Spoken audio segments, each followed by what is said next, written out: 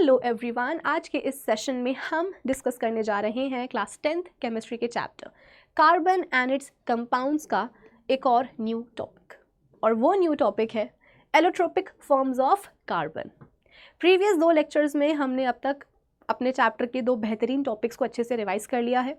Start हमने किया था कोवलेंट बॉन्डिंग के साथ, फिर इसके बाद में हमने आयनिक एंड कोवलेंट कंपाउंड्स के बीच में एग्जैक्टली क्या क्या डिफरेंसेस होते हैं जो आपसे पूछे जाते हैं, उन डिफरेंसेस को भी हमने अच्छे से समझ लिया था, रिवाइज कर लिया था, राइट। तो अब ज़रूरत है अपने चैप्टर में थोड़े से और आगे बढ़ने की, और इसीलिए बेटा आज के इस लेक्चर में हम बात करेंगे एक नए टॉपिक के ऊपर। नए टॉपिक में हम क्या करेंगे, तो बेटा नए टॉपिक में ना हम कार्बन के एलोट्रोपिक फॉर्म्स को समझने की कोशिश करेंगे। तो बस यही है हमारे आज के लेक्चर का टारगेट। होपफुली आप सभी को समझ में आया होगा। तो अब एक काम करते हैं, अपने इसी टारगेट को अचीव करने के लिए आइए करते हैं सेशन की शुरुआत। So this is Vibhuti Khare, welcome to Adda 24/7 foundation channel. और हाँ, इस बार का टारगेट आप सभी को याद है कि नहीं? इस बार हम सभी को मिल करके करने हैं बोर्ड एग्जाम्स में 95% पार। तो आइए उसी की तैयारी में हम बिल्कुल अभी से लग जाते हैं और अपने लेक्चर को भी फाइनली शुरू कर ही लेते हैं। चलिए बेटा जी आइए।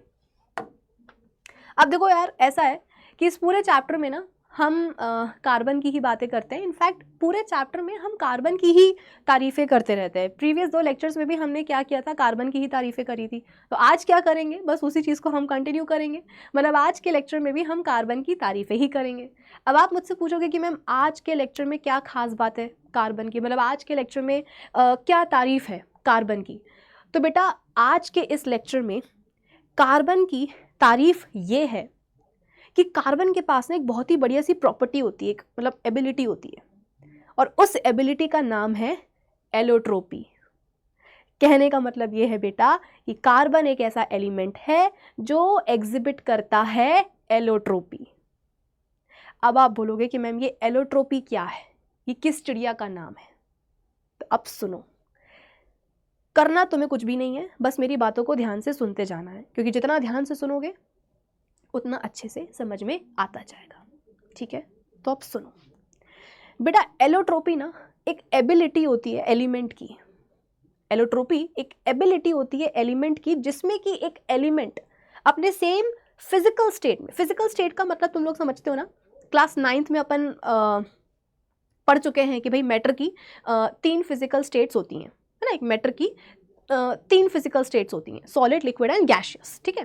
तो वापस से आते हैं हम एलोट्रोपी के ऊपर। तो बेटा एलोट्रोपी क्या है, एक एबिलिटी है एलिमेंट की, जिसमें कि एक एलिमेंट अपने सेम फिजिकल स्टेट में, सपोज यहाँ पर हम एग्जाम्पल के तौर पे लेते हैं उसकी सॉलिड स्टेट। तो जब एक एलिमेंट बेटा अपने सेम फिजिकल स्टेट में से सॉलिड स्टेट में एग्जिस्ट करता हो 2 या 2 से ज़्यादा फॉर्म्स में, इसको मैं और आसान शब्दों में तुम्हें समझाने की कोशिश करती हूँ कि जब एक एलिमेंट अपने सेम फिजिकल स्टेट में से सॉलिड स्टेट में पाया जाता हो 2 या 2 से ज़्यादा फॉर्म्स में।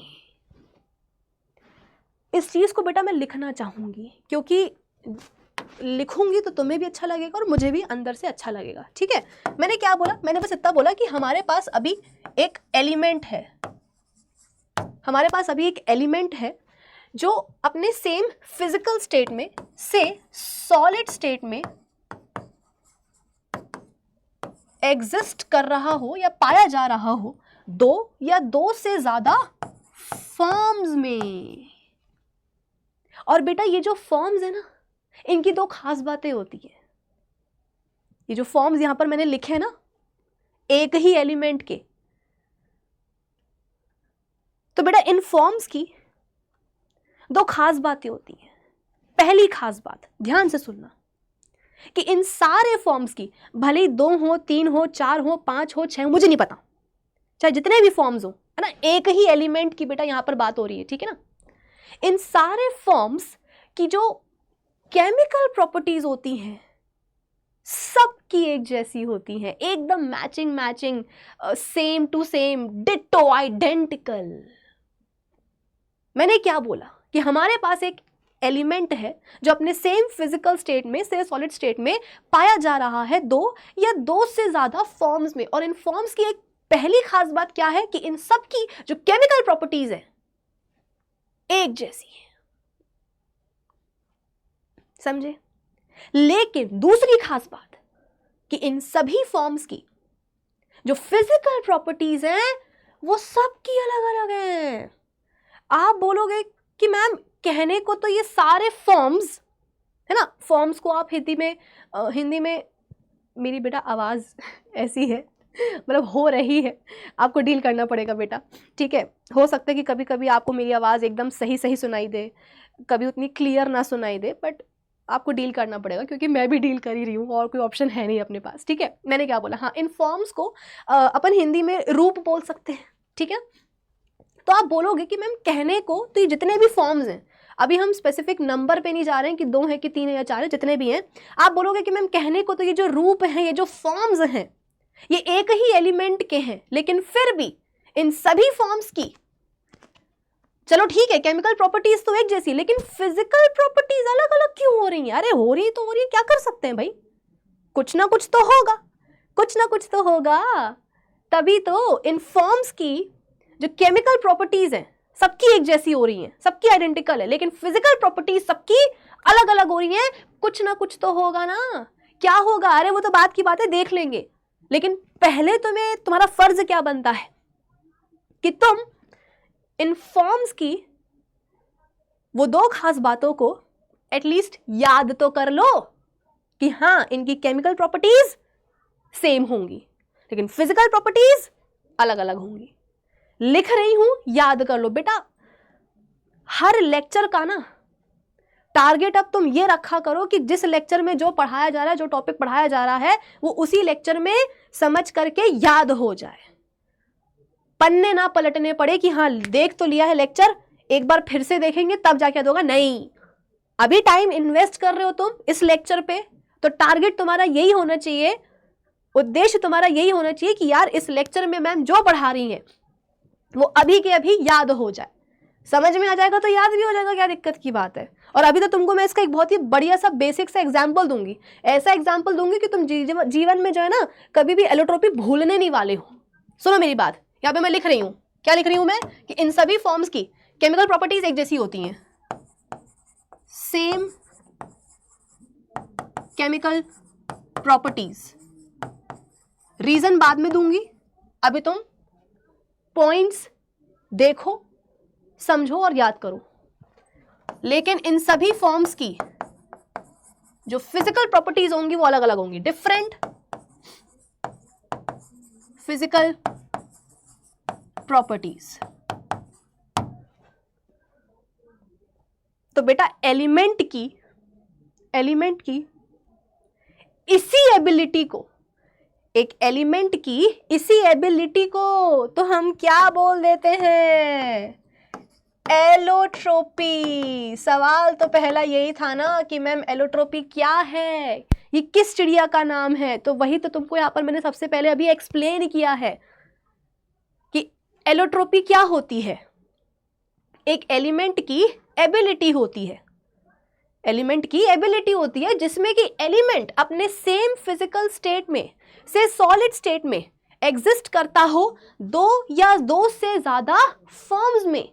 लेकिन उन सारे फॉर्म्स की खास बात क्या होती है, एक्चुअली एक नहीं, उन सारे फॉर्म्स की 2 खास बातें क्या होती हैं कि पहली बात तो उन सभी की केमिकल प्रॉपर्टीज क्या हो, एकदम सेम हो, और लेकिन फिजिकल प्रॉपर्टीज सबकी अलग अलग हो। आई रिपीट कि एलिमेंट की एक ऐसी एबिलिटी जिसमें कि एलिमेंट अपने सेम फिजिकल स्टेट में से सॉलिड स्टेट में एग्जिस्ट करता हो 2 या 2 से ज्यादा फॉर्म्स में, और सारे फॉर्म्स की केमिकल प्रॉपर्टीज कैसी हो, एक जैसी हो, लेकिन फिजिकल प्रॉपर्टीज सबकी अलग अलग हो। तो बेटा एलिमेंट की उसी एबिलिटी को हम क्या बोल देते हैं, एलोट्रोपी बोल देते हैं। और ये जो फॉर्म्स आपको मिल रहे हैं है ना, इन फॉर्म्स को अपन प्यार से बोल देते हैं allotropic forms of that particular element. ठीक है, ये आप सिंपल क्या बोल सकते हो, एलोट्रोप्स बोल सकते हो। आप सिंपल एलोट्रोप्स भी बोल सकते हो उस पर्टिकुलर एलिमेंट की जिसकी यहां पर बात हो रही है। ठीक है बेटा, इतना समझ में आया कि नहीं आया कि इस एबिलिटी का नाम क्या है, एलोट्रोपी, और यहाँ पर जो आपको फॉर्म्स दिख रहे हैं उनको आप एलोट्रोपिक फॉर्म्स बुला सकते हो उस पर्टिकुलर एलिमेंट के, उस पर्टिकुलर एलिमेंट के आप सिंपल क्या बोल सकते हो, एलोट्रोप्स बोल सकते हो। आई बात समझ में? इतना चाहो तो आप नोट डाउन कर सकते हो, कोई दिक्कत की बात नहीं है मुझे। हाँ जी, अब देखो, इतना सुनने के बाद, समझने के बाद, पढ़ने के बाद तुम्हें अंदर से ऐसा लगा होगा कि मैम हाँ ये चीज़ तो हमने पहले भी कहीं पढ़ रखी है, कहीं सुन रखी है, कहीं देख रखी है, लेकिन मैम कभी भी ना उतने अच्छे से मतलब समझ में नहीं आ पाया। तो अब मैं तुमको देती हूँ बेटा एक बेसिक सा एग्जाम्पल, और अगर तुम्हें वो एग्जाम्पल समझ में आ गया ना, फिर तो तुम्हारे लिए एलोट्रोपी को समझना बिल्कुल easy peasy lemon squeezy type का हो जाएगा। अगर तुम्हें वो एग्जाम्पल समझ में आ गया तो बेटा तुम जीवन भर एलोट्रोपी को कभी नहीं भूलने वाले हो। ठीक है, सुनो, मेरे पास में बेटा एक डायरी है वेरी सॉरी, मेरे पास एक डायरी है, बैग में नहीं, ये रही, ये देखो मेरे पास एक ऐसी डायरी है। ठीक है, इस डायरी के मैंने 3 पन्ने निकाल लिए, 3 पेपर मैंने निकाल लिए हैं। ठीक है, अब जाहिर सी बात है एक ही डायरी से मैं 3 पेपर निकाल रही हूँ, इसका मतलब क्या है कि तीनों पेपर बेटा कैसे होंगे, आइडेंटिकल होंगे, है ना, तीनों के डायमेंशंस एकदम एक जैसे होंगे, कलर एक जैसे होंगे, लाइंस जो बनी होती हैं पेपर के ऊपर वो सब भी कैसी होंगी, एकदम एक जैसी होंगी, है ना। तो अब ये नहीं बोल सकते हो कि नहीं मैम आपने पार्शियलिटी करी है ना, आपने भेदभाव करा है, आपने एक पेपर इतना लंबा लिया था, एक आपने इतना लिया था, एक आपने स्क्वायर शेप के लिए, नहीं ऐसा कुछ नहीं है। एक ही डायरी के 3 पन्ने निकाले हैं, तीनों एकदम एक जैसे हैं, आइडेंटिकल हैं, डायमेंशंस एक जैसे हैं। ठीक है, जो डिज़ाइन बनी होती है, जो लाइंस बनी होती हैं पेपर के ऊपर वो सब की एक जैसी हैं, कलर भी एक जैसा, मतलब सब कुछ एक जैसे, तीनों पेपर्स कैसे हैं बेटा, आइडेंटिकल है। ठीक है, अब 3 पेपर को मैंने अलग अलग रख दिया, एक को यहाँ, एक को यहाँ, एक को यहाँ। ठीक है, अब जो पहला वाला पेपर है उसका मैंने बनाया एरोप्लेन। अब कोई ऐसा बच्चा जो बोले कि मैम पेपर का एरोप्लेन कैसे बनता है, हमें तो नहीं पता, अरे यार बचपन में सबने बनाया था, मतलब तुम्हारा तो खैर अभी भी बचपन ही चल रहा है जैसे नहीं होता कि कोई टीचर की क्लास है लेकिन टीचर जो है टाइम पर आ नहीं पा रहे हैं क्लास में, या लीव पर हैं टीचर, तो बच्चे क्या करते हैं टाइम पास के लिए, स्पेशली बॉयज़, निकाले अपनी जो क्लास वर्क वाली जो कॉपी होती है उसी के निकाले पन्ने, बनाए एरोप्लेन और लड़कियों के सेक्शन में उड़ाना शुरू कर देते हैं, है ना, ऐसा करते हैं नमूने। तो वही बेटा तुम्हारे पास जो एक 3 में से जो एक पेपर है, ठीक है, उसका हमने क्या किया है, एरोप्लेन बनाया है। ठीक है, जो दूसरा वाला पेपर है, एक का तो बन गया एरोप्लेन, जो दूसरा वाला पेपर है उसका मैंने क्या करा है, बोट बनाई है, बोट, नाव।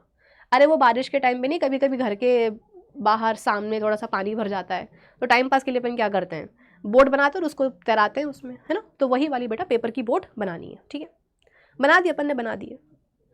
अब बचा क्या, तीसरा पेपर। तीसरे पेपर का अपन क्या करेंगे बेटा, मेंढक बनाएंगे, मेंढक, फ्रॉग। आप बोलोगे कि मैम ये ज़्यादा हो गया, नहीं मतलब एरोप्लेन और बोट तक तो ठीक था, लेकिन ये मेंढक, बेटा मेंढक भी बनता है, तुम्हें नहीं पता है, तुम्हें नहीं पता इसका मतलब ये नहीं है कि वो चीज़ होती नहीं है। ठीक है ना, तुम जा करके YT पर ही ट्यूटोरियल देख सकते हो कि किस तरीके से पेपर का फ्रॉग बनता है, बड़ा अच्छा सा बनता है। और तुमको पता है क्या, वो लिटरली जंप भी करता है, जैसे मेंढक नहीं यहाँ से वहाँ कूदता है, तो जो अपन पेपर का फ्रॉग बनाते हैं ना, उसके भी अपन पीछे मतलब बैक साइड पर एक ऐसी टिप बनाते हैं और उसको से दबाते हैं अपन, तो वो जो पेपर वाला मेंढक होता है ना बेटा, वो भी जंप करेगा। बहुत लॉन्ग जंप तो नहीं मारेगा कि बिल्कुल तुम्हारे घर से मेरे घर आ जाए, लेकिन हाँ मतलब अपनी जगह से थोड़ा सा उचक करके तो आगे जाता ही है। ठीक है, कभी अगर किसी दिन टाइम मिला किसी लाइव में तो मैं बनाऊंगी पेपर का फ्रॉक भी, तुमको मैं बना के दिखाऊंगी। ठीक है, तो बात क्या है, हाँ बात ये कि हमारे पास, मैं बात ही भूल जाती हूँ 3 पेपर हैं, एक का हमने बनाया एरोप्लेन, एक की बनाई हमने बोट, ठीक है, और एक का हमने बना दिया क्या, फ्रॉग। ठीक है, अब तुमसे मैंने एक सवाल पूछा कि बेटा जरा मुझे ये बताओ, ये जो अपन ने पेपर का एरोप्लेन बनाया है ये हवा में उड़ेगा क्या? तब बोलोगे ऑफ कोर्स मैम, एरोप्लेन बनाया तो हवा में तो उड़ेगा। मैंने कहा ओके, ज़रा मुझे ये बताओ कि क्या ये पानी में तैरेगा जैसे कि बोट अपनी तैरती है? तो आप बोलोगे कि नहीं मैम पानी में कहाँ ही तैर पाएगा एरोप्लेन, नहीं तैर पाएगा, हवा में उड़ सकता है। मैंने कहा ओके, अच्छा बताओ जैसे वो पेपर का फ्रॉग उछलता है, जंप करता है, तो क्या ये अपना एरोप्लेन भी जंप करेगा क्या? तो आप बोलोगे नहीं मैम वो नहीं उछल पाएगा, वो हवा में उड़ेगा लेकिन तैर नहीं पाएगा, उचक नहीं पाएगा, वो सब तो नहीं हो पाएगा। मैंने कहा ठीक है ओके, मुझे क्लैरिटी मिल गई है। फिर तुमसे मैंने पूछा कि बेटा ये जो अपन ने बोट बनाई है पेपर की, ये पानी में तैर जाएगी क्या? आप उसको उठा के चेक करोगे कि हाँ मैम आपने सही बनाई है, तैर जाएगी। तुमसे मैंने पूछा कि बेटा क्या ये हवा में उड़ पाएगी? आपने बोला नहीं मैम हवा में तो नहीं उड़ पाएगी। मैंने कहा क्या ये मेंढक के समान उचक पाएगी, उछल पाएगी? तो आप बोलोगे कि नहीं मैम उछल भी नहीं पाएगी, ना उड़ पाएगी, बस तैर पाएगी। मैंने कहा ठीक है। फिर जो मैंने पेपर का मैं बोल रही थी पानी का, मेंढक नहीं, पेपर का जो मैंने फ्रॉग बनाया है उसके बारे में तुमसे मैंने पूछा कि बेटा ज़रा मुझे ये बताओ ये हवा में उड़ पाएगा क्या? तो आप बोलो एरोप्लेन की तरह पे। तो आप बोलोगे कि नहीं मैम एरोप्लेन की तरह तो ये उड़ नहीं पाएगा। तुमसे मैंने पूछा कि क्या ये बोट की तरह पानी में तैरेगा? तो आपने बोला नहीं मैम ये बोट की तरह पानी में भी नहीं तैर पाएगा। तो फिर मैंने कहा कि फिर इसका होगा क्या? तो आप बोलोगे कि मैम आपने मेंढक बनाया है तो वो उछलेगा, उचकेगा, लेकिन ऐसे उड़ नहीं पाएगा, तैर नहीं पाएगा। ठीक है, तो मतलब मुझे काफ़ी क्लैरिटी मिली है तुमसे बात करके कि जो पेपर का एरोप्लेन है पेपर का जो एरोप्लेन है वो उड़ पाएगा, तैर नहीं पाएगा और उछल नहीं पाएगा। बोट जो बनाई है वो तैर जाएगी, उड़ नहीं पाएगी, उछल नहीं पाएगी। और जो फ्रॉग बनाया है वो उछल तो जाएगा लेकिन उड़ नहीं पाएगा, तैर नहीं पाएगा, एरोप्लेन और बोट की तरह। ठीक है बेटा, अब अगर तीनों चीज़ों को मैं जला दूँ तो आप बोलोगे कि मैम अगर आपने जलाना ही था फिर बनाया क्यों? अरे मेरा मन है यार, हम तो साइंस स्टूडेंट है ना, हम तो कुछ ना कुछ एक्सपेरिमेंट करते ही रहेंगे, हमारा तो काम ही है बनाना तोड़ना, है ना, कैटाबॉलिज्म मेटाबॉलिज्म। एनीवेज, तो मैंने क्या बोला? मैंने बोला कि मेरे पास जो पेपर के जो 3 मेरे पास क्राफ्ट्स थे, है ना, एक एरोप्लेन, एक बोट और एक फ्रॉग, अगर मैं तीनों को जला दूँ तो क्या होगा? सपोज मैंने ये एरोप्लेन जो था वो जला दिया तो क्या होगा? आप बोलोगे कि मैम अगर आप एरोप्लेन जलाओगे कागज़ का तो राख बनेगी। बेटा पेपर जलता है तो क्या होता है? राख बनती है ना, पीछे ऐश छूटती है। उसके अलावा कार्बन डाइऑक्साइड गैस प्रोड्यूस होती है, वाटर वेपर्स प्रोड्यूस होती हैं जो हवा में एस्केप कर जाती हैं, है ना। तो कोई भी आपके पास पेपर हो, डायरी का मैं तो कहती हूँ तुम चौथा पेज में निकाल लो, है ना, अपने रफ नोटबुक का कोई पेपर निकाल लो, न्यूज़पेपर निकाल लो, कोई सा भी बेटा तुम पेपर ले लो, जब तुम उसको जलाओगे तो कार्बन डाइऑक्साइड गैस बनेगी, वाटर वेपर्स बनेंगी, सब कुछ हवा में जाके एस्केप कर जाएगा। उसके अलावा पीछे क्या छूटेगी बेटा? राख छूटेगी, ऐश छूटेगी। आई बात समझ में? तो जब मैंने पेपर एरोप्लेन को जलाया तो क्या हुआ? वही राख बनी, कार्बन डाइऑक्साइड गैस बनी, वाटर वेपर्स बनी। ठीक है, फिर मेरे पास जो बोट थी, पेपर वाली बोट, मैंने उसको भी जला दिया। क्या हुआ? वही कार्बन डाइऑक्साइड गैस बनी, वाटर वेपर्स बनी और पीछे राख छूट गई। ठीक है, वो जो मेंढक था पेपर वाला उसको भी मैंने जला डाला तो क्या हुआ? वही कार्बन डाइऑक्साइड गैस बनी, वाटर वेपर्स बनी और पीछे क्या छूट गई? राख छूट गई। यार ये तो मतलब गजब हो गया। एरोप्लेन से मैंने कहा था कि बेटा तुम अगर हवा में उड़ सकते हो तो तुम पानी में तैरो भी, तुम उचको भी, लाइक मेंढक। तो एरोप्लेन ने मना कर दिया था कि नहीं मैडम मैं तो एरोप्लेन हूँ तो मैं तो उड़ूंगा, मैं तैर नहीं पाऊंगा, मैं उछल नहीं पाऊंगा, मैं उचक नहीं पाऊंगा। बोट से मैंने बोला था कि बेटा तुम तैर जाओ, तुम उड़ जाओ, तुम उछल भी जाओ, तो उसने मुंह पर मेरे मना करा था कि नहीं मैं तो बोट हूँ तो मैं तो सिर्फ पानी में चलूंगी, ना मैं उड़ सकती हूँ ना मैं उछल सकती हूँ। फ्रॉग से मैंने कहा था कि फ्रॉग तुमको तो मैंने बनाया है, तुम उड़ो भी, तुम उछलो भी, तुम तैरो भी, तो उसने साफ मना करा था कि नहीं मैम हम तो मेंढक हैं, हम तो उछल सकते हैं, ना हम तैरेंगे ना हम उड़ेंगे। मतलब ये सोचो तुम कि कितनी रिस्ट्रिक्शंस थी यार इन लोगों के साथ। इनकी फिजिकल प्रॉपर्टीज अलग अलग नहीं हो गई थी। मेंढक, बोट एंड एरोप्लेन, इन तीनों की फिजिकल प्रॉपर्टीज अलग अलग नहीं हो गई कि एरोप्लेन सिर्फ उड़ सकता है, बोट सिर्फ पानी में चल सकती है, मेंढक सिर्फ उछल सकता है, बाकी और कोई कुछ करने को रेडी नहीं था। लेकिन जब इनको मैंने जलाया तीनों को, तो तीनों को ही जलाने पर क्या हुआ?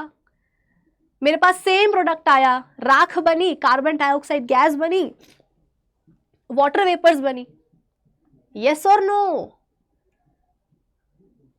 यानी कि तीनों की केमिकल प्रॉपर्टीज एक जैसी हो गई। Boat, aeroplane and frog. Paper वाला फ्रॉग बेटा, है ना, तुम असली का वो क्या बोलते हैं, मेंढक मत जला देना ठीक है। तो तीनों की फिजिकल प्रॉपर्टीज अलग अलग थी लेकिन इन तीनों की केमिकल प्रॉपर्टीज सेम देखने को मिली कि नहीं मिली? कि जब एरोप्लेन को जलाओगे तो राख बनेगी, कार्बन डाइऑक्साइड गैस बनेगी, है ना, और वाटर वेपर्स बनेगी। क्या बोलते हैं उसको, बोट को जलाओगे तो भी तुमको सेम प्रोडक्ट्स मिलेंगे। मेंढक को जलाओगे बेटा तो भी तो तुम्हें सेम प्रोडक्ट्स ही मिलेंगे। क्यों? ऐसा क्यों? क्यों इनकी केमिकल प्रॉपर्टीज एक जैसी हो रही है? क्योंकि बेटा चाहे मेंढक हो, चाहे क्या बोलते हैं एरोप्लेन हो, चाहे बोट हो, तीनों बने तो पेपर के ही थे ना। तुम तो ये देखो ना कि एरोप्लेन, बोट एंड फ्रॉग तीनों पेपर के ही बने हुए थे। तो पेपर को जलाओगे, चाहे दुनिया का कोई भी पेपर हो, मैंने पहले ही बोल दिया कि दुनिया का चाहे कोई भी पेपर क्यों ना, तुम न्यूज़पेपर ही क्यों ना जला डालो, मिलेगा क्या तुमको? राख, कार्बन डाइऑक्साइड और वाटर वेपर। तो माना कि प्लेन उड़ सकता है, बोट पानी में चल सकती है, मेंढक कूद सकता है, तीनों की फिजिकल प्रॉपर्टीज अलग अलग है, लेकिन केमिकल प्रॉपर्टीज तो एक जैसी हैं। क्यों? क्योंकि बने तो तीनों किस चीज के हैं? सेम पेपर के। आई बात समझ में? तो क्योंकि तीनों पेपर के बने हुए हैं, इसलिए सब तीनों की जो आप बोल सकते हो कि केमिकल प्रॉपर्टीज है वो एक जैसी हो गई। बट इनकी फिजिकल प्रॉपर्टीज अलग अलग क्यों थी? भाई अगर तीनों पेपर के ही बने हैं तो ठीक है, मान लिया कि इनकी केमिकल प्रॉपर्टीज एक जैसी हो गई, लेकिन फिर फिजिकल प्रॉपर्टीज अलग अलग क्यों है? क्योंकि बेटा उनके शेप अलग अलग है ना। भाई एरोप्लेन का शेप अलग होता है, एरोप्लेन को बनाने के लिए आप पेपर को अलग तरीके से फोल्ड करते हो, बोट को बनाने के लिए भी आप पेपर को अलग तरीके से फोल्ड करते हो, फ्रॉग को बनाने के लिए तो आपको पेपर को बहुत ही ज्यादा डिफरेंट तरीके से पेपर को फोल्ड करना पड़ेगा। तो क्योंकि तीनों चीजें पेपर की ही बनी हुई थी, इसलिए उनकी केमिकल प्रॉपर्टीज एक जैसी हो गई, जलाने पे आपको सेम प्रोडक्ट्स मिले। लेकिन क्योंकि उनके शेप अलग अलग थे, बने तीनों पेपर के थे, लेकिन तीनों को बनाने के लिए आपने पेपर को अलग अलग तरीके से फोल्ड किया था, उनके शेप्स अलग अलग थे, जिस कारण उनकी जो फिजिकल प्रॉपर्टीज है बेटा वो कई हद तक क्या हो गई? अलग अलग हो गई। कि एरोप्लेन सिर्फ उड़ेगा, बोट सिर्फ पानी में चलेगी और मेंढक सिर्फ कूदी मारेगा। कुछ दिमाग में गया कि नहीं गया बेटा? ये एग्जाम्पल तुमको मैंने क्या बोला? एग्जाम्पल समझ में आ गया तो फिर तो ये समझना कोई बहुत मुश्किल की बात नहीं है। इतना तुम्हें समझना बेटा बहुत जरूरी है, बहुत ज्यादा जरूरी है।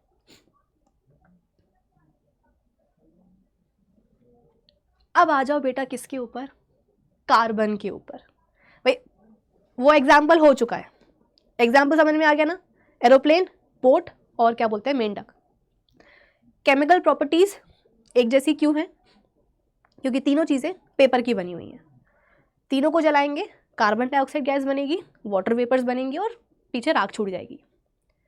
लेकिन फिजिकल प्रॉपर्टीज अलग अलग क्यों है? क्योंकि तीनों को बनाने के लिए जो आपने पेपर लिए हैं उनको आपने हर बार अलग तरीके से फोल्ड किया, तो उनके शेप अलग हो गए, जिसके कारण उनकी फिजिकल प्रॉपर्टीज अलग हो गई। कि एक उड़ सकता है, एक पानी में चल सकता है और एक कूदी मार सकता है, दैट्स इट। ठीक है, अब आ जाओ तुम किसके ऊपर? कार्बन के ऊपर। क्यों? अरे बेटा कार्बन का चैप्टर है तो कार्बन के बारे में तो बात करनी पड़ेगी ना। तो अब आ जाओ कार्बन के ऊपर। मैंने क्या कहा था?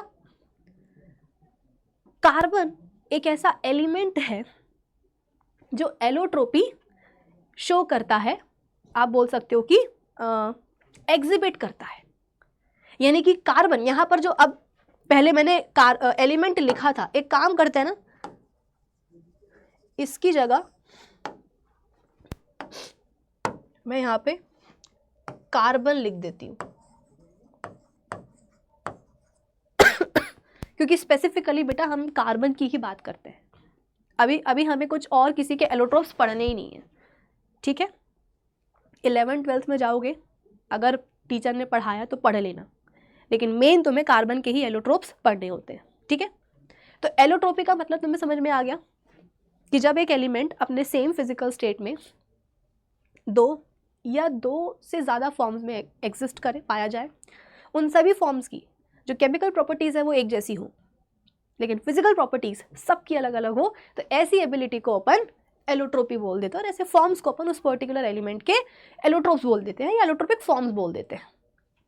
अब हम स्पेसिफिकली बात करते हैं बेटा कार्बन की, कि कार्बन एक ऐसा एलिमेंट है, ठीक है, कार्बन एक ऐसा एलिमेंट है जो अपने सेम फिजिकल स्टेट में से सॉलिड स्टेट में एग्जिस्ट करता हो दो या दो से ज़्यादा फॉर्म्स में, और उन सारे फॉर्म्स की खास बात क्या होती है कि सबकी केमिकल प्रॉपर्टीज एक जैसी होती है, लेकिन फिजिकल प्रॉपर्टीज सबकी अलग अलग होती है।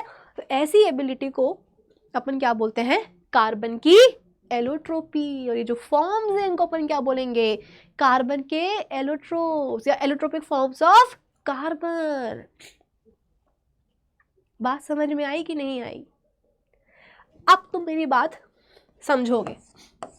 यहाँ पर जो दो तुमको खास बातें मैंने लिखवाई थी ना फॉर्म्स की, एलोट्रोपिक फॉर्म्स की, कि इन सब की केमिकल प्रॉपर्टीज जो है ना वो एक जैसी होती हैं, लेकिन फिजिकल प्रॉपर्टीज सबकी अलग अलग होती है। अब तुम्हें इसका रीजन समझ में आएगा। हम चाहे बेटा यहां पर कितने भी फॉर्म्स की बात क्यों ना करें, सारे फॉर्म्स कार्बन के ही बने होंगे, कार्बन के एटम्स के ही बने होंगे। तो इसीलिए इन सब की जो केमिकल प्रॉपर्टीज है वो एक जैसे कि एरोप्लेन, मेंढक और बोट, तीनों को जलाने पर हमें सेम प्रोडक्ट्स मिलते थे। क्यों? क्योंकि तीनों सेम चीज़ के बने हुए थे, पेपर के। तो इसीलिए जब अपन कार्बन के एलोट्रोपिक फॉर्म्स की बात करते हैं तो इन सभी की केमिकल प्रॉपर्टीज सेम क्यों हो जाती हैं? क्योंकि ये जितने भी फॉर्म्स हैं वो सब के सब कार्बन के बने हुए हैं, कार्बन के एटम्स के बने हुए हैं। समझे कि नहीं? लेकिन इन सब की फिर फिजिकल प्रॉपर्टीज अलग अलग क्यों होती हैं? फॉर्म्स की, कार्बन के एलोट्रोप्स की फिजिकल प्रॉपर्टीज अलग अलग क्यों होती? क्योंकि बेटा उन फॉर्म्स को बनाने के लिए, उन डिफरेंट फॉर्म्स को बनाने के लिए कार्बन के जो एटम्स का अरेंजमेंट होता है वो डिफरेंट होता है। जैसे कि पेपर को जब अपन फोल्ड करते हैं एरोप्लेन बनाने के लिए तो अलग तरीके से करते हैं, बोट को बनाने के लिए अलग तरीके से फोल्डिंग होती है, फ्रॉक को बनाने के लिए बहुत ही अलग तरीके से पेपर की फोल्डिंग की जाती है। इसीलिए उनके शेप्स अलग अलग हो जाते हैं और इसीलिए मेंढक सिर्फ उछल पाता है, बोट सिर्फ चल पाती है पानी में और एरोप्लेन सिर्फ उड़ पाता है। सिमिलरली कार्बन के एलोट्रोपिक फॉर्म्स को बनाने के लिए, या ऐसा भी बोल सकते हो कि कार्बन के जो एलोट्रोपिक फॉर्म्स है बेटा उनको बनाने के लिए कार्बन के जो एटम्स होते हैं कुछ अलग तरीके से क्या होते हैं, अरेंज्ड होते हैं, जिसके कारण उन सभी एलोट्रोपिक फॉर्म्स की जो फिजिकल प्रॉपर्टीज हैं वो अलग हो जाती हैं। लेकिन हाँ अल्टीमेटली सब कार्बन के ही बने हुए हैं, कार्बन के एटम्स के ही बने हुए हैं, तो सबकी केमिकल प्रॉपर्टीज एक जैसी हो जाएंगी। आई बात समझ में? तो यहां पर मैं इसका रीजन लिख दूं कि केमिकल प्रॉपर्टीज एक जैसी क्यों है, because all are made up of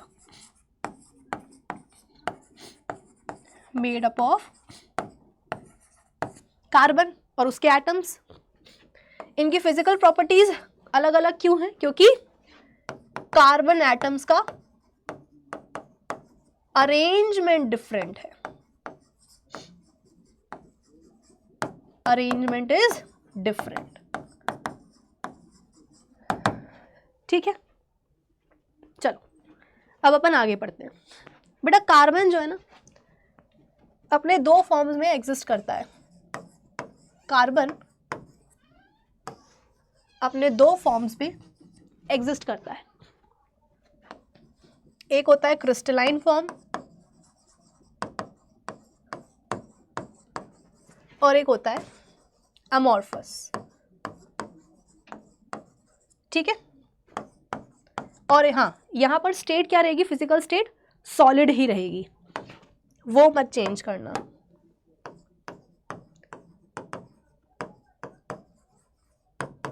ठीक है, देखो यहां देखो मैंने क्या बोला, कार्बन अपने दो फॉर्म्स में आप बोल सकते हो कि एग्जिस्ट करता है, क्रिस्टलाइन फॉर्म और एमॉर्फस फॉर्म। ठीक है, क्रिस्टलाइन फॉर्म में, कार्बन के क्रिस्टलाइन फॉर्म में उसके 3 एलोट्रोप्स होते हैं। एक होता है डायमंड,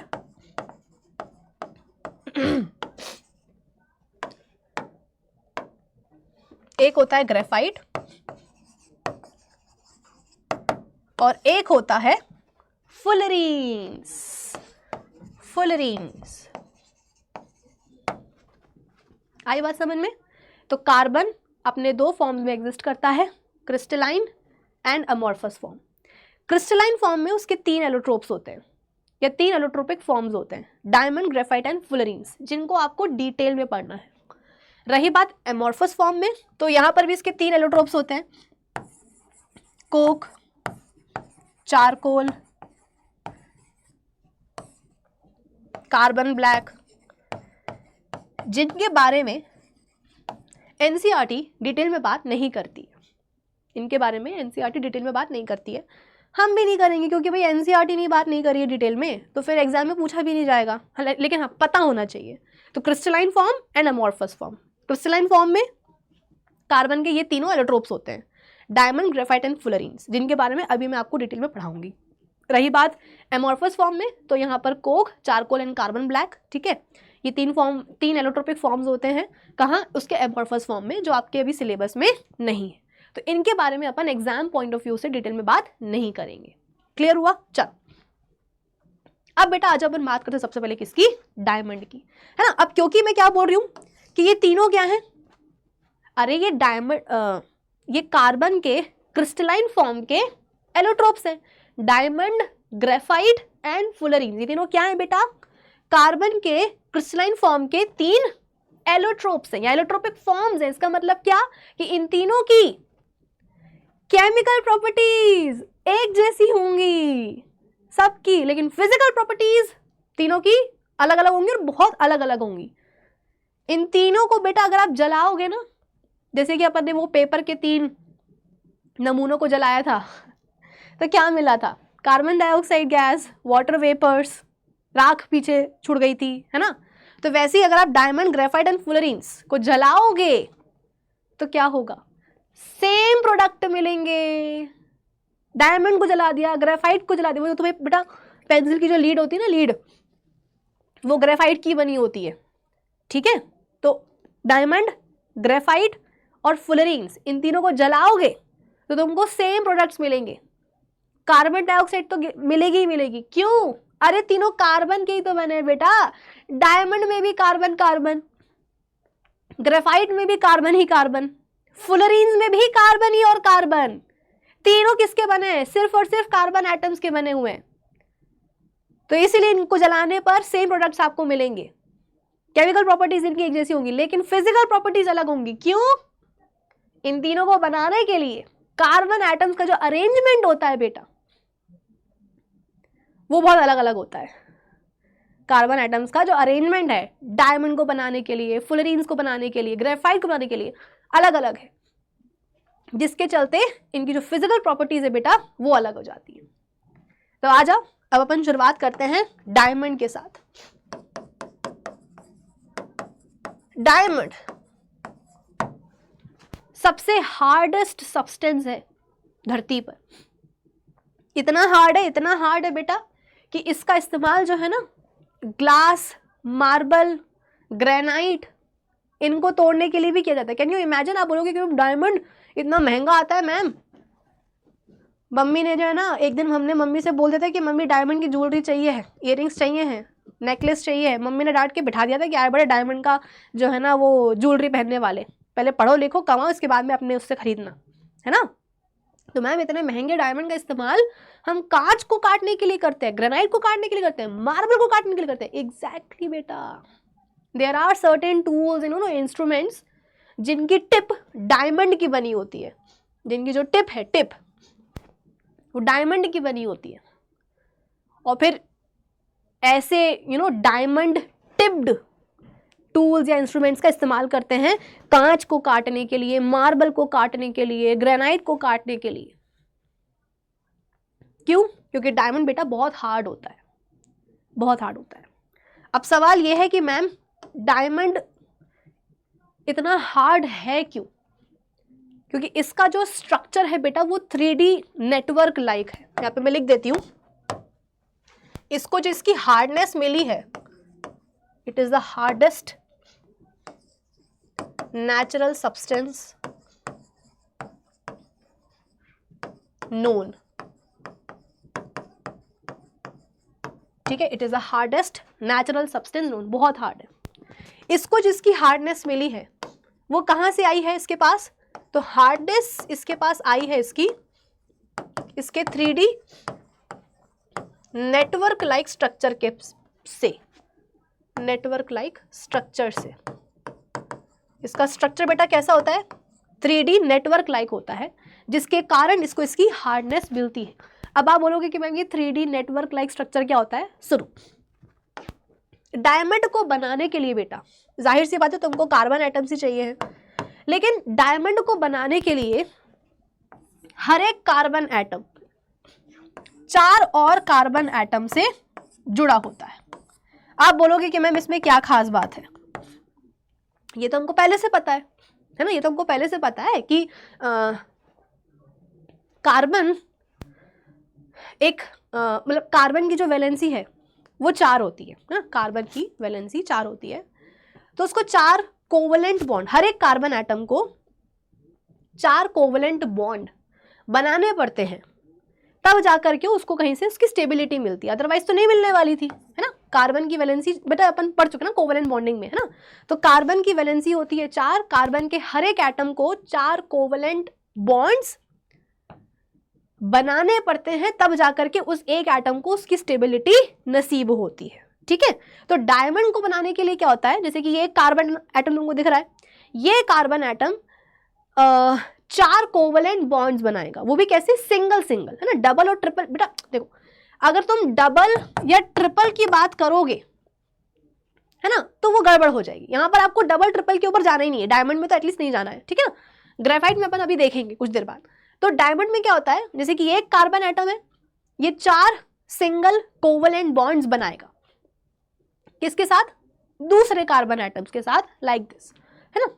तो आप बोलोगे कि ठीक है मैम आ गया समझ में, लेकिन इसमें खास बात क्या है ना, इसको मतलब इसके कारण इसको हार्डनेस क्यों मिल रही है, क्योंकि बेटा यहां पर ये जो एक कार्बन एटम 4 और कार्बन एटम्स के साथ सिंगल कोवलेंट बॉन्ड्स बना रहा है, वो तो ठीक है, लेकिन बनाने के बाद यहां पर जो आपको एक शेप दिख रहा होगा, ये कोई ऑर्डिनरी शेप नहीं है। देखो ना, ये एक रेगुलर टेट्राहेड्रन बन रहा है कि नहीं बन रहा,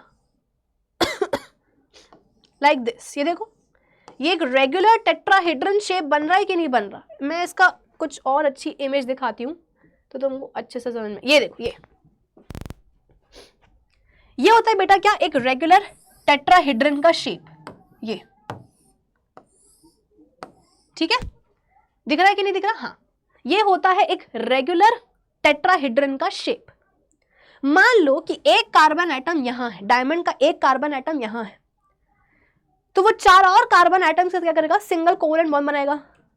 तो मान लो कि एक कार्बन एटम यहां है, एक यहां है, एक यहां है, या एक काम करो, हाँ दूसरे कलर से बनाती हूं, ये एक कार्बन एटम डायमंड का यहां है, ठीक है ना, ये 4 और दूसरे कार्बन एटम के साथ सिंगल कोवलेंट बॉन्ड बनाएगा। तो वो चारों दूसरे जो कार्बन एटम्स होंगे बेटा, वो पता है क्या करेंगे, एक रेगुलर टेट्राहेड्रन के जो कॉर्नर्स होते हैं, एक रेगुलर टेट्राहेड्रन के जो कॉर्नर्स होते हैं बेटा, वहां पर जाकर के बढ़ जाएंगे। जैसे कि देखो, ये कार्बन है, ये जुड़ा है ये वाले कार्बन से, ये जुड़ा है इससे, ये जुड़ा है इससे, और ये जुड़ा है इससे भी। भाई कहने को तो क्या है, जैसे कि ये कार्बन एटम है ये वाला, ठीक है, ये 4 और कार्बन एटम से जुड़ा है, तो इसको अपन ऐसे भी तो जोड़ सकते हैं।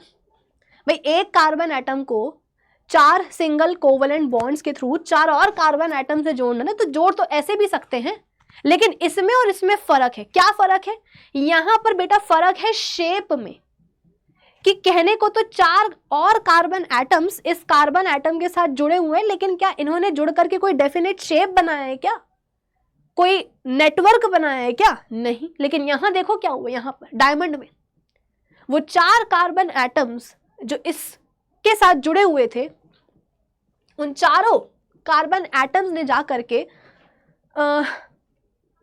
एक रेगुलर टेट्राहाइड्रन के कॉर्नर्स को ऑक्यूपाई कर लिया है, कि एक यहां आ गया, एक यहां आ गया, एक यहां आ गया, एक यहां आ गया, बीच में ये बैठा हुआ है। तो इस तरह से क्या हुआ, इस तरह से क्या हुआ, एक रेगुलर टेट्राहेड्रन का स्ट्रक्चर बन गया कि नहीं बन गया? यही तो तुमको मैं समझाना चाह रही हूं कि वैसे तो एक कार्बन का जो आप बोल सकते हो कि बॉन्डिंग है 4 और कार्बन एटम्स के साथ, वो तो यहां भी हुई है, यहां भी हुआ है, यहां भी हुई, सेम चीज हो रही है, लेकिन फर्क है स्ट्रक्चर में कि यहां पर जो इस कार्बन एटम से जो बाकी 4 कार्बन एटम्स जुड़े हुए थे वो एक रेगुलर टेट्राहेड्रन के कॉर्नर्स पे जाकर के बैठ जाते हैं। या आप ऐसा भी बोल सकते हो कि इस कार्बन एटम से जो 4 और कार्बन एटम्स जुड़े होते हैं ना सिंगल कोवेलेंट बॉन्ड्स के थ्रू, वो अपने आप को कुछ इस तरीके से अरेंज कर लेते हैं कि एक चला गया यहाँ, एक आ गया यहाँ, एक आ गया यहाँ, ये अपने आप को कुछ इस तरीके से अरेंज कर लेते हैं बेटा कि एक रेगुलर टेट्राहेड्रन का शेप बन जाता है। अब अगर तुम्हें ऐसा लग रहा होगा कि मैम लगता है इस कार्बन एटम में, ये वाले कार्बन एटम में, दिख रहा है कि नहीं दिख रहा, हाँ, इस कार्बन एटम में कुछ स्पेशल है कि इसके आजू बाजू जो है ऐसा रेगुलर टेट्राहेड्रन का शेप बन रहा है, तो बेटा ऐसा नहीं है। हर एक कार्बन एटम, अभी तो फोकस हम कर रहे हैं बेटा ये वाले कार्बन एटम के ऊपर, हर एक कार्बन एटम डायमंड का बेटा ऐसा ही होता है। जैसे कि अगर आप ये वाले कार्बन एटम की बात करोगे तो ये भी तो आगे जाकर के बेटा क्या करेगा, 4 और कार्बन एटम्स के साथ सिंगल कोवेलेंट बॉन्ड से जुड़ेगा ना। तो ये वाला भी जो ये वाला कार्बन एटम है ना बेटा, ये भी और आप बोल सकते हो कि जैसे कि यहां पर देखो, ये इससे तो जुड़ ही गया है, इससे भी जुड़ गया है, इससे भी जुड़ गया है, आगे जाकर के क्या करेगा बेटा, ये एक और कार्बन एटम से जाकर के जुड़ेगा, तो ये भी क्या होगा, ये भी एक रेगुलर टेट्राहेड्रन का आप बोल सकते हो कि शेप बना लेगा। मेरी बात को समझो, ये देखो, ये आपकी एनसीईआरटी का डायग्राम है, ये देखो, जैसे कि ये एक कार्बन एटम है, ठीक है, ये 4 और कार्बन एटम से जुड़ गया, 1 2 3 4, और चारों कार्बन एटम्स क्या कर रहे हैं, चारों कार्बन एटम्स एक रेगुलर टेट्राहेड्रन के कॉर्नर्स को जाकर के ऑक्यूपाई कर ले रहे हैं। तो ये देखो कितना बढ़िया सा जो है ना ऐसा स्ट्रक्चर बन गया है। ये बन गया कि नहीं बन गया, ये देखा तुमको। अब तुम जो ये वाला कार्बन एटम है इसको देखो, ये इसके आजू बाजू भी तुमको क्या मिलेगा, एक रेगुलर टेट्राहेड्रन बनता हुआ नजर आएगा। ये देखो, ये आई बात समझ में। तो तुम्हें बस याद क्या करना है, तुम्हें याद बस इतना करना है कि भैया डायमंड में हर एक कार्बन एटम 4 और कार्बन एटम्स के साथ में जुड़ता है सिंगल कोवेलेंट बॉन्ड्स के थ्रू, और वो चारों कार्बन एटम्स क्या करते हैं, एक रेगुलर टेट्राहेड्रन के कॉर्नर्स पे जाकर के बैठ जाते हैं, जिसके कारण क्या बनता है, कुछ इस तरीके का देखो 3 डायमेंशनल नेटवर्क लाइक स्ट्रक्चर बनता है। शुरुआत हमने कहां से करी थी कि भैया जो diamond is the hardest natural substance known, इतना हार्ड है कि उसको ग्रेनाइट, मार्बल और ये सब काटने के लिए भी जो ना इस्तेमाल करते हैं। क्यों, उसको हार्डनेस कहाँ से मिल रही है, तो उसके 3 डायमेंशनल नेटवर्क लाइक स्ट्रक्चर के से मिल रही है। अब ये 3 डायमेंशनल नेटवर्क लाइक स्ट्रक्चर क्या होता है, वही तुमको यहाँ पर मैंने समझाने की कोशिश करी है कि डायमंड को बनाने में जो हर एक कार्बन एटम होता है वो 4 और दूसरे कार्बन एटम्स के साथ में जुड़ता है सिंगल कोवेलेंट बॉन्ड्स के थ्रू, और वो चारों कार्बन एटम्स क्या करेंगे, रेगुलर टेट्राहेड्रन के कॉर्नर्स को जाकर के ऑक्यूपाई कर लेंगे, जिसके कारण कुछ इस तरीके का फाइनल तुम्हें क्या देखने को मिलता है, 3 डायमेंशनल नेटवर्क लाइक स्ट्रक्चर देखने को मिलता है। और इसी स्ट्रक्चर के कारण क्या होता है, डायमंड को उसकी क्या बोलते हैं, हार्डनेस मिलती है। आई बात समझ में। यहां से पढ़ते हैं, in diamond each carbon atom is attached to 4 other carbon atoms by strong single covalent bonds. The 4 surrounding carbon atoms lie at the 4 vertices या corner of a regular tetrahedron. Regular tetrahedron जो होता है उसका shape जैसा कि यहाँ पर मैंने आपको बताया, ठीक है ना। तो हर एक कार्बन एटम 4 और कार्बन एटम से जुड़ेगा सिंगल कोवेलेंट बॉन्ड्स के थ्रू, वो चारों कार्बन एटम्स एक रेगुलर टेट्राहेड्रन के कॉर्नर्स पे जाकर के बैठ जाएंगे। This tetrahedral arrangement of carbon atoms give diamond a rigid three-dimensional network-like structure. Thus, a crystal of diamond is a giant molecule consisting of only carbon atom. यानी कि एक डायमंड जो होता है बेटा उसमें सिर्फ और सिर्फ क्या है, बड़ा सा मॉलिक्यूल होता है जिसमें सिर्फ और सिर्फ कार्बन एटम्स ही होते हैं, नथिंग एल्स. ठीक है, ओके. हार्डनेस की अगर हम बात करें तो वो कहाँ से आई है, वो अपन ने देख ही लिया, three dimensional network like structure से आई है ना. It is the hardest natural substance known.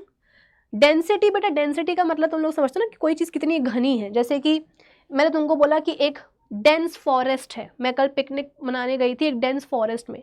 Dense forest का मतलब क्या है कि जंगल बहुत ही घना है. मैं किस जंगल को घना बोलूँगी, जैसे कि मान लो कि मेरे पास दो जंगल हैं, ठीक है, पिकनिक जाने के लिए मेरे पास दो जंगल हैं, एक ये एक ये. इस जंगल में पेड़ बहुत सारे हैं, पास पास हैं कि अंदर तक एकदम जा ही नहीं सकते हैं. इस जंगल में भी पेड़ हैं, घास फूस है, लेकिन दूर दूर हैं. जंगल के बीचों बीच भी जा करके पिकनिक मना सकते. तो तुम बताओ मुझे, इन दोनों में से तुम डेंस जंगल किसको बोलोगे, घना जंगल किसको बोलोगे, इसको या इसको? जाहिर सी बात है इसको. क्यों? पेड़ ज़्यादा हैं, पास पास हैं, अंदर तक जाने का ज़्यादा स्कोप नहीं है, बाहर बाहर ही क्या करना पड़ेगा, पिकनिक मनानी पड़ेगी. ये जंगल उतना घना नहीं है. पेड़ तो इसके पास भी बेटा, इसमें भी है ना, ये नहीं कि बंजर ज़मीन पड़ी हुई है, पेड़ हैं यहाँ पर लगे हुए हैं, घास फूस सब कुछ है, जानवर भी हैं, लेकिन सब दूर दूर है ना, दूर दूर है. तो ये घना जंगल है, ये कम घना जंगल है. ये डेंस फॉरेस्ट है, ये लेस डेंस फॉरेस्ट है. तो डेंस का मतलब तुम लोग समझते ना कि कोई चीज़ कितनी घनी है. डायमंड की हम बोलते हैं कि डेंसिटी क्या होती है, ज़्यादा होती है. क्यों?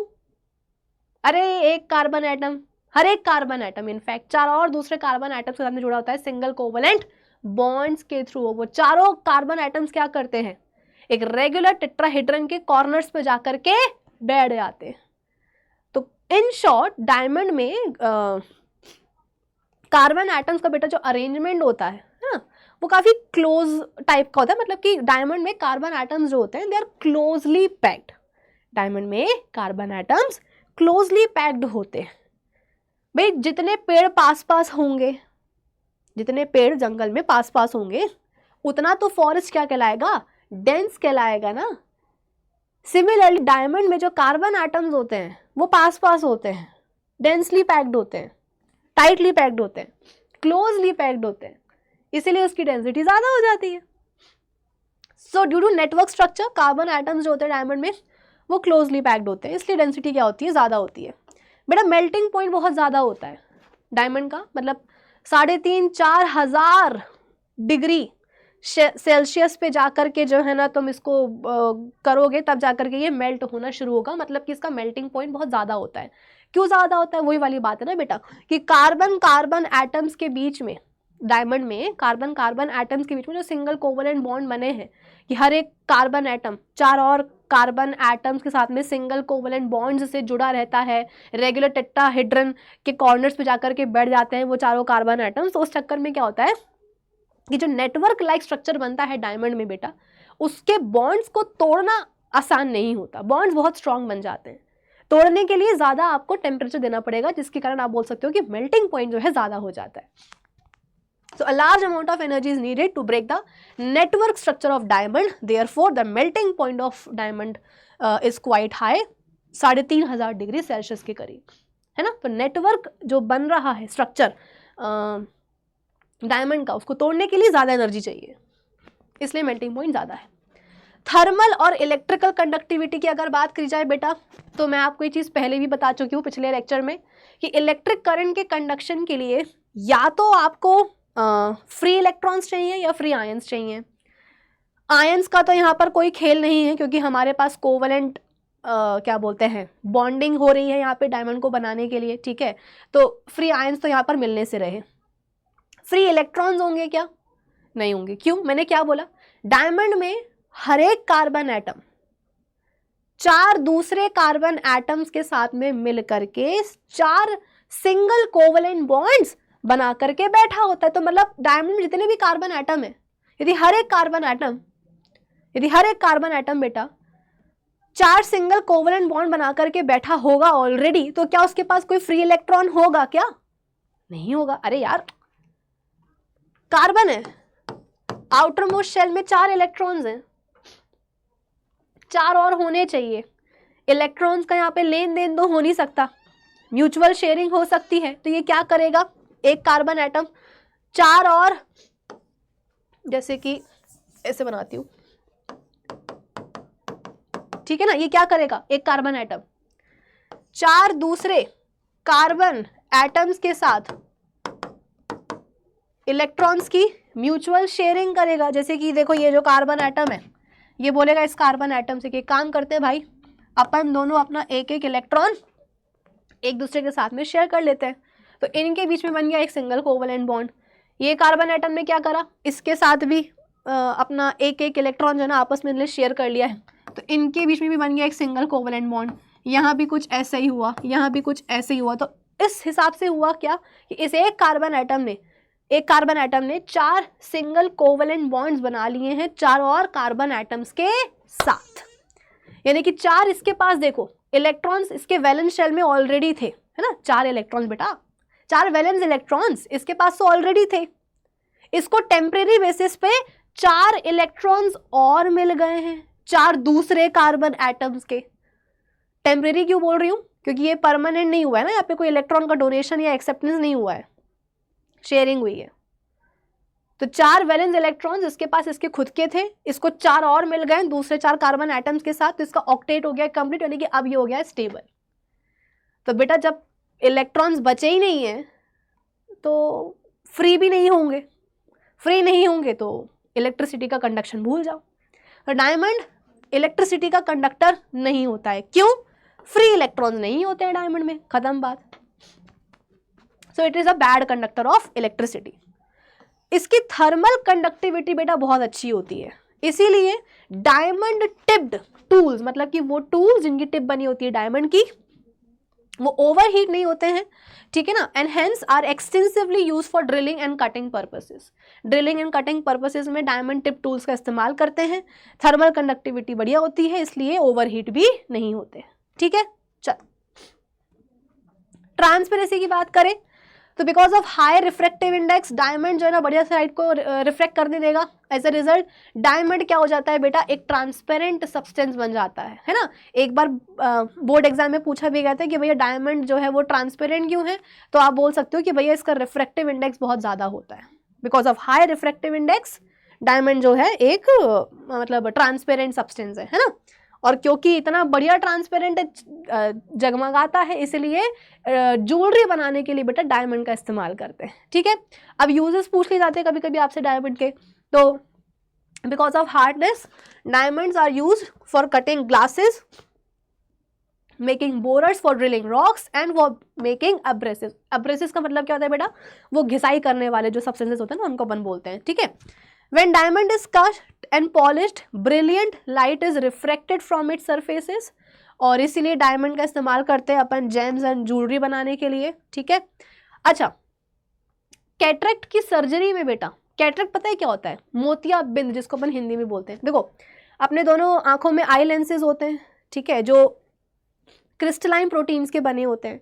अब कभी कभी क्या होता है बेटा कि विद एज जो दोनों आंखों के जो आई लेंसेज के जो प्रोटीन्स होते हैं वो डीनेचर हो जाते हैं, मतलब टूट जाते हैं, लेंसेज के जो प्रोटीन्स हैं वो टूट जाते हैं। तो उस चक्कर में क्या होता है, लेंस दोनों ही या कभी कभी एक लेंस या दोनों लेंस में क्या होता है, सफ़ेदी आ जाती है। मतलब लेंसेज बने हुए, आई लेंसेज बने हुए प्रोटीन्स के, वही प्रोटीन्स विद एजिंग टूटने लग गए, तो दोनों लेंसेज क्या होते हैं, सफ़ेद सफ़ेद से हो जाते हैं, है ना, दिखना बंद हो जाता है ठीक से। तो मतलब क्लाउडी हो जाते हैं दोनों लेंसेज, ठीक है, और दिखना बंद हो जाएगा इंसान को, तो उसको अपन बोलते हैं कैटरेक्ट या मोतियाबिंद। उसको करेक्ट कैसे किया जाता है, तो छोटी सी सर्जरी होती है। आपको पता है कि सबसे जो बाहर वाली अपनी जो कवरिंग होती है आँख की, दैट इज कॉर्निया, ठीक है। तो लेंस तक पहुँच, जैसे कि ये कॉर्निया है, ठीक है, ये लेंस है जो क्लाउडी हो गया है, मोतियाबिंद हो गया है ना, प्रोटीन वगैरह टूट गए हैं, डीनेचर हो गए हैं। तो इस लेंस तक पहुँचने के लिए कि इसको ठीक किया जा सके, ये जो कॉर्निया है बेटा, इसका कुछ करना पड़ेगा, क्योंकि जब तक ये कॉर्निया नहीं हटेगी तब तक कोई लेंस के अंदर जा नहीं सकता। तो इसीलिए डायमंड टिप्ड टूल्स का इस्तेमाल करते हैं, जो क्या करेगा, इस कॉर्निया पर इस कॉर्निया पर हल्का सा एक इंसिजन लगा देगा। इंसिजन का मतलब समझते हो, कट लगा देगा, क्योंकि भैया हमको लेंस तक पहुंचना है, उसको लेंस को ठीक करना है, क्योंकि कैटरेक्ट जो है ना वो ठीक करना है, ट्रीट करना है, ठीक है। तो इस सर्जरी में क्या होता है, सबसे पहले कॉर्निया पर एक छोटा सा इंसिजन लगता है, थोड़ा सा कट लगता है, और फिर जो कट लगा है वहां से फिर क्या होता है, ये लेंस तक जो है पहुंच करके उसको ठीक किया जाता है। तो बेटा कॉर्निया पर ये हल्का सा इंसिजन लगाने के लिए, कट लगाने के लिए डायमंड का इस्तेमाल करते हैं, ठीक है। So sharp edged diamonds are used as a tool by the eye surgeons to remove cataract from eyes with great precision. Okay. इसके पहले भी कुछ बात थी क्या डायमंड की? हाँ बेटा आजकल ना सिंथेटिक डायमंड भी आने लग गए, जैसे कि हर किसी के बस की बात तो नहीं होती ही नहीं है डायमंड को खरीदना, ठीक है। तो आजकल जो है सिंथेटिक डायमंड भी आने लग गए, जहाँ पर under great temperature and great pressure, great मतलब high temperature and high pressure, diamonds को जो है सिंथेटिक डायमंड्स को बनाया जाता है। और हाँ अब क्योंकि वो लैब क्या बोलते हैं बेस्ड है, लेबोरेटरीज में बन रहे हैं सिंथेटिक डायमंड्स, तो वो नेचुरल डायमंड के कंपैरिजन में सस्ते होते हैं, ठीक है। और हाँ साइज में थोड़े से छोटे होते हैं सिंथेटिक डायमंड, अदरवाइज तो नेचुरल और सिंथेटिक डायमंड में मतलब फ़र्क आप बता नहीं सकते, क्योंकि दिखने में वो इतने आइडेंटिकल होते हैं नेचुरल और सिंथेटिक डायमंड्स कि आप उनको ऐसे देखने से नहीं बता पाते हो कि कौन सा नेचुरल है कौन सा सिंथेटिक है, ठीक है। बस साइज में थोड़ा सा फर्क होता है। So all these three allotropes of carbon are the purest form of carbon. They have same chemical properties. For example, diamond, graphite and fullerenes जब इनको जलाया जाता है तो कलरलेस ओडरलेस गैस निकलती है, जिसको हम क्या बोलते हैं, कार्बन डाइऑक्साइड। भाई डायमंड, ग्रेफाइट एंड फुलरीन्स तीनों कार्बन के ही बने हैं, तीनों को जलाएंगे तो क्या होगा, कार्बन डाइऑक्साइड गैस बनेगी, कलरलेस ओडरलेस, जो क्या करेगी, लाइम वाटर को मिलके बना देगी, है ना। द फिजिकल प्रॉपर्टीज इन सब की अलग है, क्यों, क्योंकि इन सब में कार्बन एटम्स का अरेंजमेंट बेटा अलग होता है, ठीक है। नेचुरली तो मिलता ही है डायमंड, उसके अलावा also been synthesized by subjecting pure carbon, pure carbon को हाई प्रेशर और हाई टेम्परेचर में रख करके सिंथेटिक डायमंड्स बनाए जा रहे हैं। स्मॉल होते हैं साइज में, अदरवाइज कोई ऐसा डिफ्रेंसिएशन आप नहीं कर पाओगे उनके बीच में, ठीक है ना। चलिए, सो दिस इज ऑल अबाउट बेटा डायमंड। अब अपन बात करते हैं किसकी, ग्रेफाइट की, ठीक है। ग्रेफाइट की अपन बात कर लेते हैं। अब ग्रेफाइट क्या है, अगेन एक फॉर्म है, एलोट्रोपिक फॉर्म है कार्बन का, यानी कि ग्रेफाइट भी बेटा किसका बनेगा, कार्बन का ही बनेगा, ठीक है। पर कैसे, तो अब सुनो। सबसे पहले तो तुम ये देखो कि ग्रेफाइट क्या तुमने कभी देखा है, डायमंड तो सबने देखा ही होगा, कभी मम्मी ने बनवा के दिया हो चाहे ना दिया हो, लेकिन देखा सबने होता है ना। ग्रेफाइट कभी देखा है, हाँ बिल्कुल देखा। कहाँ देखा है, मुझे पेंसिल में बेटा अपनी जो लीड होती है ना वो ग्रेफाइट ही है, ठीक है। डायमंड के लिए हम बोलते हैं कि it is the hardest natural substance known, लेकिन मुझे अपनी पेंसिल की लीड होती है, उसको कभी आप जरा टच करके देखो, सॉफ्ट सी होती है ना, स्लिपरी सी होती है कि बिल्कुल हाथ से ऐसे फिसल सी जाती है। डायमंड ट्रांसपेरेंट होते हैं, ग्रेफाइट ग्रेइश ब्लैक और ओपेक होते हैं। मैं लिख देती हूँ, हम बात कर रहे हैं बेटा अब ग्रेफाइट की।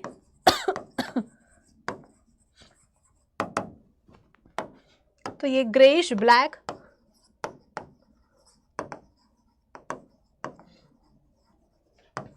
ओपेक सब्सटेंस है ना, ग्रेइश ब्लैक ओपेक सब्सटेंस है, क्योंकि डायमंड्स अपने ट्रांसपेरेंट होते हैं, ये ओपेक है, ठीक है। और कलर कैसा है, ग्रेइश ब्लैक, काफी सॉफ्ट होता है graphite and slippery to touch, slippery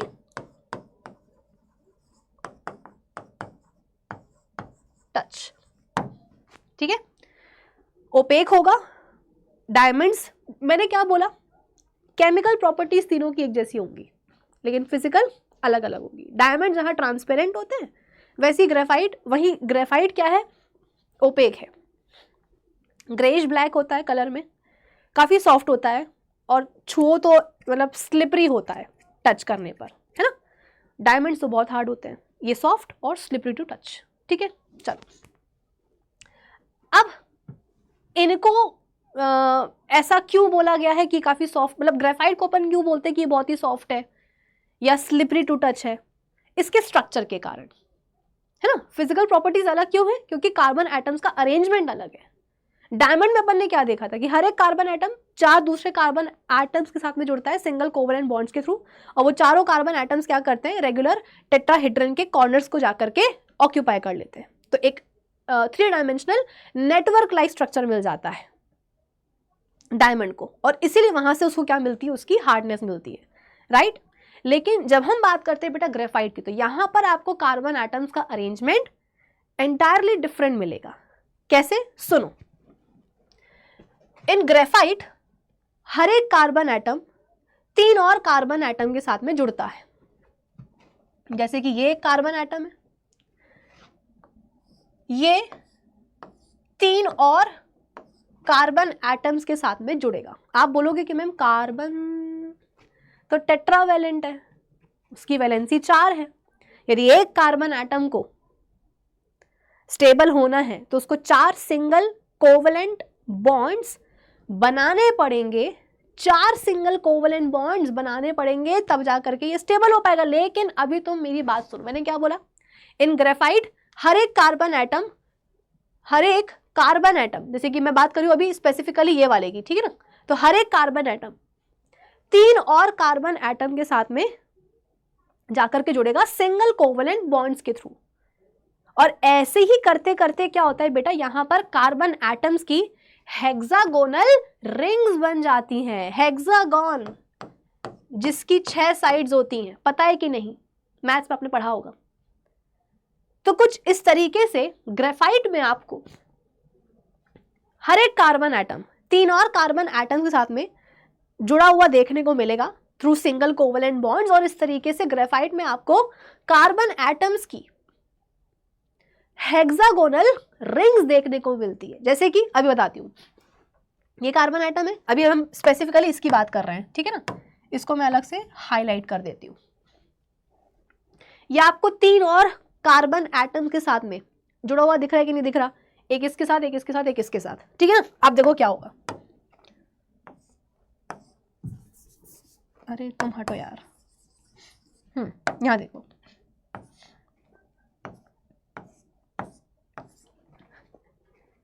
ये मिली तुमको एक हेक्सागोनल रिंग। बेटा हेक्सागोन ये होता है ना, ये इसके हर एक कार्बन पर क्या करो, हर एक कॉर्नर पर तुम क्या करो, एक कार्बन एटम बैठा दो, ये, ठीक है। तो ये क्या है, एक हेक्सागोनल रिंग है, हर एक कॉर्नर पे हमने क्या करा है, एक कार्बन का एटम जो है बिठा दिया है। तो ऐसा ही कुछ तुमको बेटा ग्रेफाइट के स्ट्रक्चर में भी देखने को मिलेगा कि एक कार्बन एटम है 3 और कार्बन एटम के साथ में जुड़ा हुआ है, और ऐसा करते करते क्या होता है, तुमको यहाँ पर हेक्सागोनल रिंग बनते हुए, मतलब और भी कई सारी, यहाँ पर तो एक ही मैंने बनाई है, अभी मैं और बनाती थी, कई सारी तुमको यहाँ पर कार्बन एटम्स की हेक्सागोनल रिंग्स देखने को मिलेंगी। जैसे कि ये देखो, ये एक बन गई हेक्सागोनल रिंग, ठीक है। अब जैसे अपन बात करते हैं ये वाले कार्बन एटम की, ठीक है ना, तो ये भी आगे जाकर के ऑलरेडी एक कार्बन एटम से ये जुड़ा हुआ है, 2 और से जुड़ जाएगा 2 और कार्बन एटम से बेटा जुड़ जाएगा, और ये भी किसी ना किसी हेक्सागोनल रिंग का मेंबर बन जाएगा। बात आई समझ में कि नहीं आई?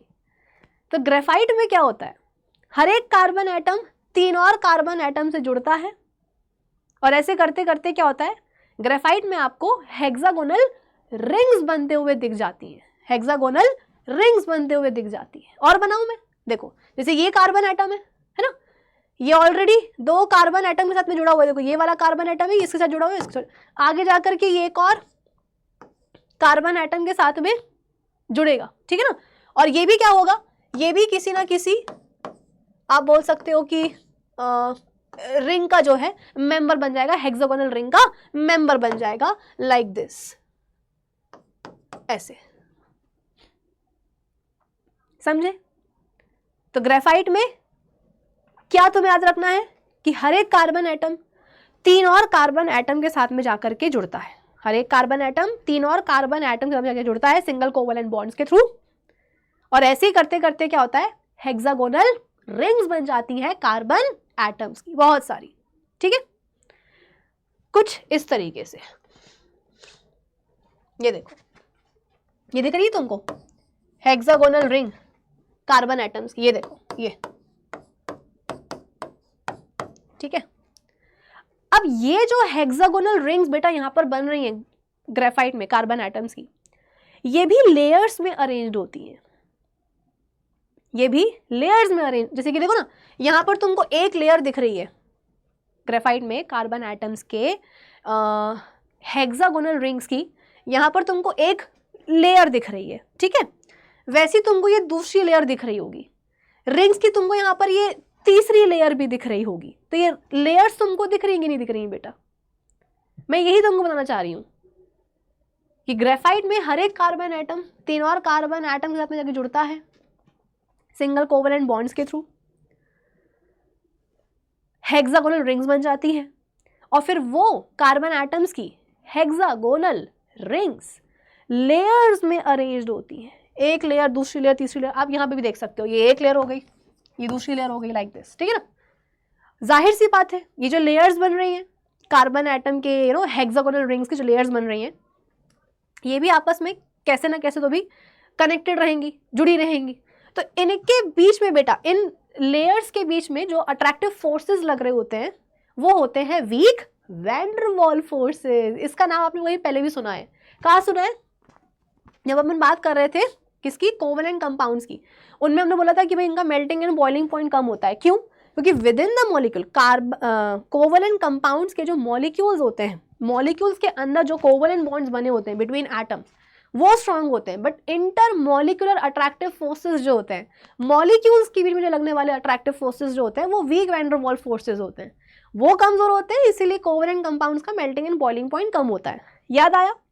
यहां पर एक बार फिर से हम बात कर रहे हैं वैन डर वाल फोर्सेस की, कि ग्रेफाइट के स्ट्रक्चर में क्या होता है, हर एक कार्बन एटम 3 और कार्बन एटम्स के साथ में जुड़ता है सिंगल कोवलेंट बॉन्ड्स के थ्रू। इस तरीके से कार्बन एटम्स की बहुत सारी हेक्सागोनल रिंग्स बन जाती हैं। वो रिंग्स इस तरह से लेयर्स में आप बोल सकते हो कि अरेंज्ड होती हैं, और ये लेयर्स भी आपस में बेटा क्या होती हैं, कनेक्टेड होती हैं। ये लेयर्स भी कनेक्टेड होती हैं, और इनको आपस में जोड़ के रखने का काम किसका होता है, अट्रैक्टिव फोर्सेस का, है ना। और वो अट्रैक्टिव फोर्सेस कौन से होते हैं, वैन डर वाल फोर्सेस होते हैं, ठीक है ना। वैन डर वाल फोर्सेस होते हैं, क्या लिख रही हूं मैं, वो होते हैं वैन डर वाल फोर्सेस, जो कि वीक फोर्सेस होते हैं। अब आप मेरी बात को बेटा ध्यान से समझना, जैसे कि ये एक लेयर है कार्बन एटम्स के हेक्सागोनल रिंग्स की, ये एक लेयर है, ये दूसरी लेयर है, ठीक है ना।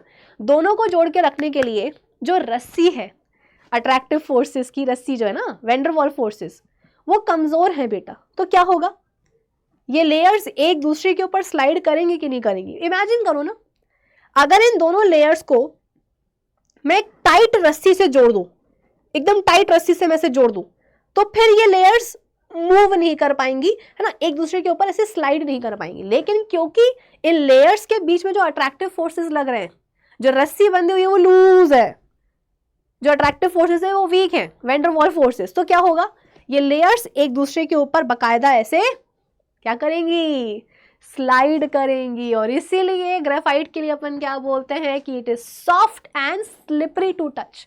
ये सॉफ्ट होता है और टच करने पे स्लिपरी भी होता है।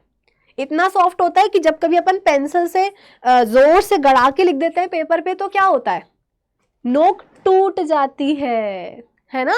और आपको पता है क्या, पेंसिल अपन बार बार शार्प क्यों करते हैं, पेंसिल अपन बार बार शार्प क्यों करते हैं, पेंसिल खत्म क्यों हो जाती है, क्योंकि उसके अंदर जो बेटा ग्रेफाइट की लीड डली होती है ना, जितने बार आप उसको लिखोगे जितने बार आप उस पेंसिल की लीड से, ग्रेफाइट से आप लिखोगे पेपर पे, उतने बार जो उसकी एक लेयर है बेटा वो पेपर पे आ जाएगी। मतलब अब जब तुम नेक्स्ट टाइम जब भी पेंसिल से उसकी लीड से पेपर पे लिखो, तो ये याद रखना कि पेपर पे जो आ रहा है वो क्या आ रहा है, पेंसिल की लीड का जो ग्रेफाइट है ना, उस ग्रेफाइट की एक लेयर आ रही है पेपर पे। तो जितने बार लिखोगे उतने बार एक एक करके जो क्या बोलते हैं ग्रेफाइट की लेयर है वो पेपर पर आती जाएगी, मतलब कम होती जाएगी, कम होती जाएगी। फिर हम शार्प करेंगे, फिर छील के जो है ना लिखेंगे, फिर ग्रेफाइट की लेयर एक एक करके पेपर पे आती जाएगी, आती जाएगी, आती जाएगी, और अल्टीमेटली वो खत्म। तो ग्रेफाइट में हर एक कार्बन एटम 3 और कार्बन एटम्स के साथ में जुड़ता है सिंगल कोवलेंट बॉन्ड्स के थ्रू। कार्बन एटम्स की हेक्सागोनल रिंग्स बन जाती हैं। आई बात समझ में? कार्बन एटम्स की आप बोल सकते हो कि आपस में कुछ इस तरीके से अरेंज होता है कि उनकी हेक्सागोनल रिंग्स बन जाती हैं। हेक्सागोनल रिंग्स की आपको यहाँ पर लेयर्स देखने को मिलती है, ये नहीं कि बस एक ही लेयर बनी है हेक्सागोनल रिंग की, कई सारी लेयर्स यहाँ पर आपको देखने को मिलती हैं हेक्सागोनल कार्बन एटम्स के हेक्सागोनल रिंग्स की। और वो लेयर्स आपस में कैसे जुड़ी होती हैं? वो लेयर्स आपस में जुड़ी होती हैं weak van der Waals forces के थ्रू, जिसके कारण जो लेयर्स होती हैं वो एक दूसरे के ऊपर बाकायदा स्लाइड भी करती हैं। इसीलिए ग्रेफाइट टच करने पर स्लिपरी होता है, सॉफ्ट होता है। जितने बार आप पेंसिल की लीड से लिखोगे पेपर पे, उतने बार ग्रेफाइट की एक लेयर कहाँ जाएगी बेटा? पेपर पर आ जाएगी। ठीक है, चलो अब एक बहुत ही जरूरी चीज, डाउट जो आपके दिमाग में आ जाना चाहिए। अगर आ गया तो बहुत अच्छी बात है, नहीं आए तो क्यों नहीं आए बेटा? तुम्हारे दिमाग में आना चाहिए था। क्या?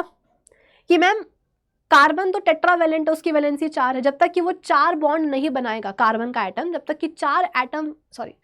कि एक कार्बन एटम 4 बॉन्ड नहीं बनाएगा कोवलेंट बॉन्ड्स, तब तक वो स्टेबल नहीं हो सकता। लेकिन यहां पर आप बोल रहे हो बार बार कि ग्रेफाइट में हर एक कार्बन एटम सिर्फ 3 और कार्बन एटम्स के साथ में जुड़ा होता है सिंगल कोवलेंट बॉन्ड्स के थ्रू, तो मैम वो चौथे इलेक्ट्रॉन का क्या होता है? क्योंकि जब तक कि 4 बॉन्ड्स नहीं बनेंगे तब तक कोई कार्बन एटम स्टेबल हो नहीं पाएगा। तो मैम ग्रेफाइट कैसे स्टेबल हो पा रहा है? क्योंकि उसमें तो हर एक कार्बन एटम केवल 3 ही और बॉन्ड बना रहा है। चौथा बॉन्ड का क्या होता है? तो अब मेरी बात को बेटा एकदम कायदे से सुनना, तभी तुम्हें समझ में आएगा कि ग्रेफाइट इलेक्ट्रिसिटी का कंडक्टर अच्छा क्यों होता है। डायमंड के लिए अपन ने कहा था कि वो इलेक्ट्रिसिटी का बैड कंडक्टर है, but graphite is a good conductor of electricity. इतना गुड कंडक्टर ऑफ इलेक्ट्रिसिटी है वो कि ग्रेफाइट के बेटा इलेक्ट्रोड्स इस्तेमाल होते हैं इलेक्ट्रोलिटिक सेल में। कैसे? आप सुनना।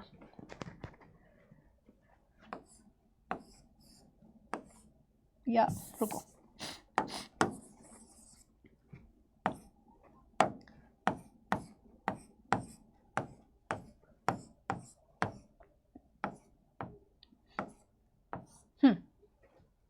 ये थोड़ी अजीब सी बनी है, लेट मी फिक्स इट। मान लो कि अभी यहाँ पे मैंने क्या बनाया बेटा, एक जगह भूल गई मैं, हाँ, ये मैंने ग्रेफाइट में मिलने वाली एक हेक्सागोनल रिंग बना दी है। ठीक है, ग्रेफाइट में मिलने वाली ये एक हेक्सागोनल रिंग बना दी है मैंने। ठीक है, फिलहाल मैं बात कर रही हूँ ये वाले कार्बन एटम की। मैंने क्या बोला? हर एक कार्बन एटम ग्रेफाइट में 3 और कार्बन एटम के साथ में जुड़ा होता है ना?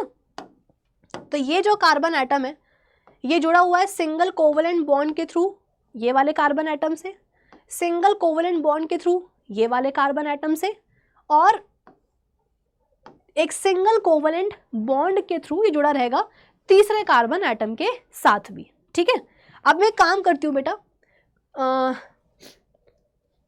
इन बॉन्ड्स की जगह मैं शेयर्ड पेयर ऑफ इलेक्ट्रॉन्स बना देती हूँ तो ज़्यादा अच्छा रहेगा। ठीक है, कुछ इस तरीके से, ये देखो, इसका एक इलेक्ट्रॉन, इसका एक इलेक्ट्रॉन, इसका एक इलेक्ट्रॉन और इसका ये। भाई हर एक कार्बन एटम के पास बेटा, हर एक कार्बन एटम के पास 4 वैलेंस इलेक्ट्रॉन होते हैं कि नहीं होते हैं? ये तो आप सबको समझ में आने लग गया कि नहीं आने लग गया कि हर एक कार्बन एटम के पास ये 4 वैलेंस इलेक्ट्रॉन्स होते हैं।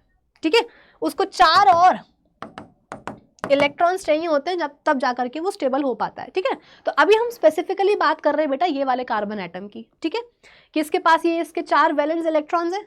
अब ये क्या करेगा? 3 कार्बन एटम्स के साथ में अपने इलेक्ट्रॉन्स की आप बोल सकते हो कि म्यूचुअल शेयरिंग करेगा। ठीक है, जैसे कि ये कार्बन एटम है, इसका हो गया ये वाला इलेक्ट्रॉन, इसका हो गया ये वाला इलेक्ट्रॉन, इसका हो गया ये वाला इलेक्ट्रॉन। ठीक है, तो यहाँ पर देखो, यहाँ पर देखो, ये कार्बन एटम इसके साथ, मतलब ये दोनों कार्बन एटम्स अपना एक एक इलेक्ट्रॉन एक दूसरे के साथ में म्यूचुअली शेयर करेंगे, तो यहाँ पर इनके बीच में सिंगल कोवलेंट बॉन्ड बन जाएगा। सिमिलरली ये कार्बन एटम और ये वाला कार्बन एटम अपने दोनों मतलब एक एक इलेक्ट्रॉन्स को आपस में शेयर करेंगे, तो यहाँ पे इनके बीच में फिर से एक सिंगल कोवलेंट बॉन्ड बन जाएगा। अब ये वाला कार्बन एटम है, ये अपना एक और इलेक्ट्रॉन बेटा इस वाले कार्बन एटम के साथ में म्यूचुअली शेयर करेगा, तो यहाँ पर भी क्या होगा, एक सिंगल कोवेलेंट बॉन्ड बन जाएगा। ठीक है, तो उस हिसाब से क्या हुआ, ये जो कार्बन एटम है जिसकी हम स्पेसिफिकली बात कर रहे हैं, इसके 3 सिंगल कोवेलेंट बॉन्ड्स बन गए हैं। इस कार्बन एटम ने 3 सिंगल कोवेलेंट बॉन्ड्स बना लिए हैं 3 और कार्बन एटम्स के साथ। ठीक है, अब देखो क्या होगा, आप बोलोगे कि मैम अभी भी तो इसका ये जो इलेक्ट्रॉन है ये तो बचा हुआ है, अरे इसकी भी तो म्यूचुअल शेयरिंग होनी चाहिए ना किसी दूसरे कार्बन एटम के साथ, तब जाकर के तो उसको स्टेबिलिटी मिलेगी। एग्जैक्टली तो अब पता है क्या होगा, ये कार्बन एटम अपने ये वाले कार्बन एटम से बोलेगा कि भाई एक काम करे, अपन ने सिंगल बॉन्ड तो बना ही लिया है, एक और बॉन्ड बना ले क्या अपन, क्योंकि यार मैं तो मतलब केवल 3 ही और कार्बन एटम के साथ, मतलब मैं ऑलरेडी जो है ना 3 कार्बन एटम के साथ में जुड़ चुका हूँ। ये एटम बोलेगा कार्बन का, मैं ऑलरेडी 3 एटम के साथ में जुड़ चुका हूँ, अब मेरा मन नहीं है किसी चौथे कार्बन एटम के साथ जुड़ने का, तो एक काम करें अपन दोनों अपना एक एक इलेक्ट्रॉन और म्यूचुअली शेयर कर लें। तो ये कार्बन एटम बोलेगा ठीक है कर लेते हैं, कोई दिक्कत की बात नहीं है। आप बोलोगे कि मैम ये मान क्यों गया, क्योंकि बेटा ये वाला जो कार्बन एटम है ये भी तो केवल 3 ही और दूसरे कार्बन एटम के साथ जुड़ा हुआ है ना। मैं क्या बोल रही हूँ, तुम ये मत समझना कि मैम आप तो सिर्फ इस कार्बन एटम के पीछे पड़ी हुई हो, बाकी एटम्स का क्या होगा, बट बाकी एटम्स का भी वही होगा जो मैं इस एटम की तुमको कहानी सुना रही हूँ। ग्रेफाइट के जो एक कार्बन एटम की कहानी बेटा, वही कहानी बाकी कार्बन एटम्स की भी। जैसे कि ये जो कार्बन एटम है ना, ये भी क्या है, ये भी आप बोल सकते हो कि फर्दर 3 और कार्बन एटम्स के साथ में सिंगल कोवेलेंट बॉन्ड बना के बैठा है। ये देखो, एक इसके साथ, एक इसके साथ और एक इसके साथ। दिखा कि नहीं दिखा, दिखना चाहिए। यानी कि ये जो कार्बन एटम है, ये वाला जो कार्बन एटम है बेटा, इसका भी तो एक वैलेंस इलेक्ट्रॉन क्या है, अभी भी फ्री है, जिसके साथ कुछ ना कुछ तो इसको करना पड़ेगा, तब जाकर के ये स्टेबल हो पाएगा, है ना। तो इसने बोला कि भाई ये काम करे, अपन एक दूसरे के साथ में एक एक और इलेक्ट्रॉन म्यूचुअली शेयर कर ले। तो इसने बोला कि हाँ नॉट अ बैड आइडिया, मेरे पास भी एक वैलेंस इलेक्ट्रॉन बचा हुआ है, तुम्हारे पास भी है, चलो अपन क्या करते हैं एक और बॉन्ड बना ही लेते। तो देखो इनके बीच में एक और बॉन्ड बन गया, यानी कि यहाँ पे क्या बना बेटा, यहाँ पर बन गया है डबल बॉन्ड इन दोनों कार्बन एटम्स के बीच में। और डबल बॉन्ड बनने से क्या हुआ, देखो दोनों स्टेबल हो गए कि नहीं हो गए, क्योंकि अल्टीमेटली हर एक कार्बन एटम को 4 बॉन्ड तो बनाने ही पड़ते हैं कोवेलेंट वाले। तो देखो इसने बना लिए 1 2 3 4 और इसने भी बना लिए 1 2 3 4, तो ये हो गए दोनों स्टेबल। ठीक है, अब अपन बढ़ते हैं आगे, ये वाले कार्बन एटम को देखते हैं। ये भी बेटा 3 और कार्बन एटम के साथ में मतलब जुड़ा है ना। ये कार्बन एटम इसके साथ में जुड़ा है, इसके साथ में और इसके साथ में, लेकिन वही वाली बात है कि अभी भी इसके पास क्या है, इसका एक वैलेंस इलेक्ट्रॉन है ना। जो ये वाला कार्बन एटम है ये भी 3 और मतलब ये जो कार्बन एटम है ये भी 3 कार्बन एटम के साथ जुड़ा हुआ है, लेकिन अभी क्या है, इसका भी आप बोल सकते हो कि एक वैलेंस इलेक्ट्रॉन अभी भी बचा हुआ है। तो अब जो ये दोनों कार्बन एटम होंगे ये आपस में बोलेंगे कि भाई एक काम करें, अपन दोनों अपना एक एक वैलेंस इलेक्ट्रॉन और शेयर कर ले, डबल बॉन्ड बना ले। तो ये बोलेगा कि हाँ नॉट अ बैड आइडिया, अपन दोनों क्या होंगे, स्टेबल हो जाएंगे, अपन दोनों स्टेबल हो जाएंगे। तो यहां पर अब आपने क्या देखा कि पहले इन दोनों के बीच में डबल बॉन्ड बना था, यहां पर सिंगल ही था, यहां पर एक बार फिर से डबल बॉन्ड बन गया। ठीक है, अब तुम ये वाले कार्बन एटम को देखो, ये भी 3 और कार्बन एटम के साथ में जुड़ा हुआ है, इसके साथ, इसके साथ और इसके साथ। इसका क्या है, अभी भी एक इलेक्ट्रॉन वैलेंस इलेक्ट्रॉन फ्री है। तो ये अपने पड़ोस वाले कार्बन एटम से बोलेगा कि ए भाई सुनो जरा। उसने बोला हाँ बताओ। ये बोलता है कि यार मेरे पास ना एक मेरा वैलेंस इलेक्ट्रॉन फ्री है। ये बोलता है कि हाँ मेरे पास भी मेरा एक वैलेंस इलेक्ट्रॉन फ्री है। तो ये बोलते हैं कि क्यों ना अपन अपना एक एक वैलेंस इलेक्ट्रॉन और म्यूचुअली शेयर कर ले। इसने बोला ओके कर लेते हैं। यानी कि यहाँ पर क्या हुआ बेटा, यहाँ पर इनके बीच में एक और बार शेयरिंग हो गई इलेक्ट्रॉन्स की म्यूचुअल वाली, तो इनके बीच में एक और बॉन्ड बन गया, यानी कि इनके बीच में बन गया डबल बॉन्ड। तो कुछ इस तरीके से ग्रेफाइट में जो आपको कार्बन एटम्स की हेक्सागोनल रिंग्स मिलती हैं, हर एक रिंग की बेटा यही कहानी होती है। मैं ये नहीं बोल रहा हूँ कि ग्रेफाइट में आपको एक ही रिंग मिलेगी, नहीं मुन्ना। ग्रेफाइट में हर एक कार्बन एटम तीन और कार्बन एटम्स के साथ में जुड़ता है सिंगल कोवेलेंट बॉन्ड्स के थ्रू। उस तरह से हेक्सागोनल रिंग्स बन जाती हैं और वो हेक्सागोनल रिंग्स कार्बन एटम्स की लेयर्स में पाई जाती हैं और लेयर्स को आपस में कौन जुड़ के रखते हैं? Weak van der Waals forces जो कि कमजोर होते हैं। इसके कारण लेयर्स एक दूसरे के ऊपर स्लाइड करती हैं। अब हर एक हेक्सागोनल रिंग के अंदर की कहानी तुमको मैं बता रही हूँ कि हर एक हेक्सागोनल रिंग में क्या होता है बेटा? ऑल्टरनेट डबल और सिंगल बॉन्ड देखने को मिलते हैं। ऑल्टरनेट का मतलब पता है ना, एक को छोड़ के एक को छोड़ के दूसरा, लाइक दैट है ना। तो यहाँ पर डबल बॉन्ड, यहाँ पे सिंगल, यहाँ पर डबल, यहाँ पर सिंगल, यहाँ पर डबल, यहाँ पर सिंगल, यहाँ पे फिर से डबल। तो हर एक कार्बन एटम्स की हेक्सागोनल रिंग में बेटा इन ग्रेफाइट आपको ये ऑल्टरनेट डबल और सिंगल बॉन्ड देखने को मिलते हैं। Alternate double and single bonds देखने को मिलते हैं, ठीक है। लेकिन बेटा यहां पर ये जो डबल बॉन्ड्स बने ना, ये जो डबल बॉन्ड्स बने बेटा, ये टेम्परेरी होते हैं, ये परमानेंट नहीं होते। आप बोलोगे कि मैम टेम्परेरी ऐसे क्यों? जैसे बचपन में नहीं होता है कि हम अपने एक फ्रेंड के साथ क्लास में बैठे हुए हैं, उससे हमारी लड़ाई हो गई, तो अब हम क्या करेंगे? कल अपने किसी दूसरे फ्रेंड के बगल में जा करके बैठ जाएंगे। क्यों? क्योंकि पहले वाले फ्रेंड से कट्टी होकर लड़ाई चल रही है ना, तो दूसरे वाले फ्रेंड के बगल में जाके बैठ जाते हैं। बेटा यहां पर भी वही सीन है। अभी तुम जरा ये देखो कि इस स्ट्रक्चर में तुम्हें डबल बॉन्ड्स कौन कौन से कार्बन एटम्स के बीच में देखने को मिल रहे हैं? ये वाला कार्बन एटम और ये वाला कार्बन एटम, इनके बीच में तुम्हें यहां पर अभी डबल बॉन्ड देखने को मिल रहे हैं। सिमिलरली या ऐसा देखो, यहां पर तुमको अभी डबल बॉन्ड देखने को मिला, फिर यहां मिला, है ना, और यहां मिला। अब पता है क्या होगा? जैसे कि अगर हम एग्जांपल लें, इन दोनों कार्बन एटम्स के बीच में डबल बॉन्ड बन रहा है ना। अब हुआ क्या? नेक्स्ट मोमेंट इन दोनों की हो गई लड़ाई, इन दोनों कार्बन एटम्स की बेटा हो गई लड़ाई। तो ये कार्बन एटम ने बोला कि आया बड़ा, मैं तेरे साथ अब कोई डबल बॉन्ड नहीं बनाऊंगा। जो एक और यहाँ पर म्यूचुअल शेयरिंग हो रही थी 2 इलेक्ट्रॉन्स की, अब वो मैं म्यूचुअल शेयरिंग तोड़ता हूं। ये मत बोलना कि मैम सारे बॉन्ड टूट जाएंगे, सारे नहीं बेटा, सिर्फ डबल जो बॉन्ड है ना वो टूटेंगे। तो अभी तो इनकी दोस्ती थी, तो इनके बीच में डबल बॉन्ड बन गया था। अब क्या होगा? इनकी हो जाएगी लड़ाई। तो लड़ाई होने से क्या होगा? जो इनके बीच का डबल बॉन्ड है वो टूट जाएगा, इनके बीच का डबल बॉन्ड टूट जाएगा। तो देखो कुछ ऐसा होगा,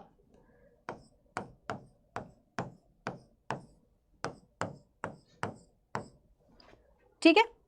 यहां पर जो बॉन्ड था वो टूट गया, तो इसका वैलेंस इलेक्ट्रॉन इसके पास आ गया और इसका इसके पास आ गया, ठीक है। सिमिलरली इन दोनों के बीच में जो डबल बॉन्ड था, इनकी भी लड़ाई होगी और इनके भी जो बॉन्ड है डबल वाले वो टूट जाएंगे। तो इसका वैलेंस इलेक्ट्रॉन इसके पास रह जाएगा और इसका इसके पास रह जाएगा, ठीक है।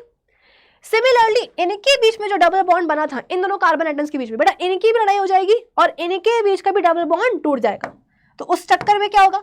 इसका वैलेंस इलेक्ट्रॉन इसके पास आ जाएगा और इसका वैलेंस इलेक्ट्रॉन इसके पास आ जाएगा।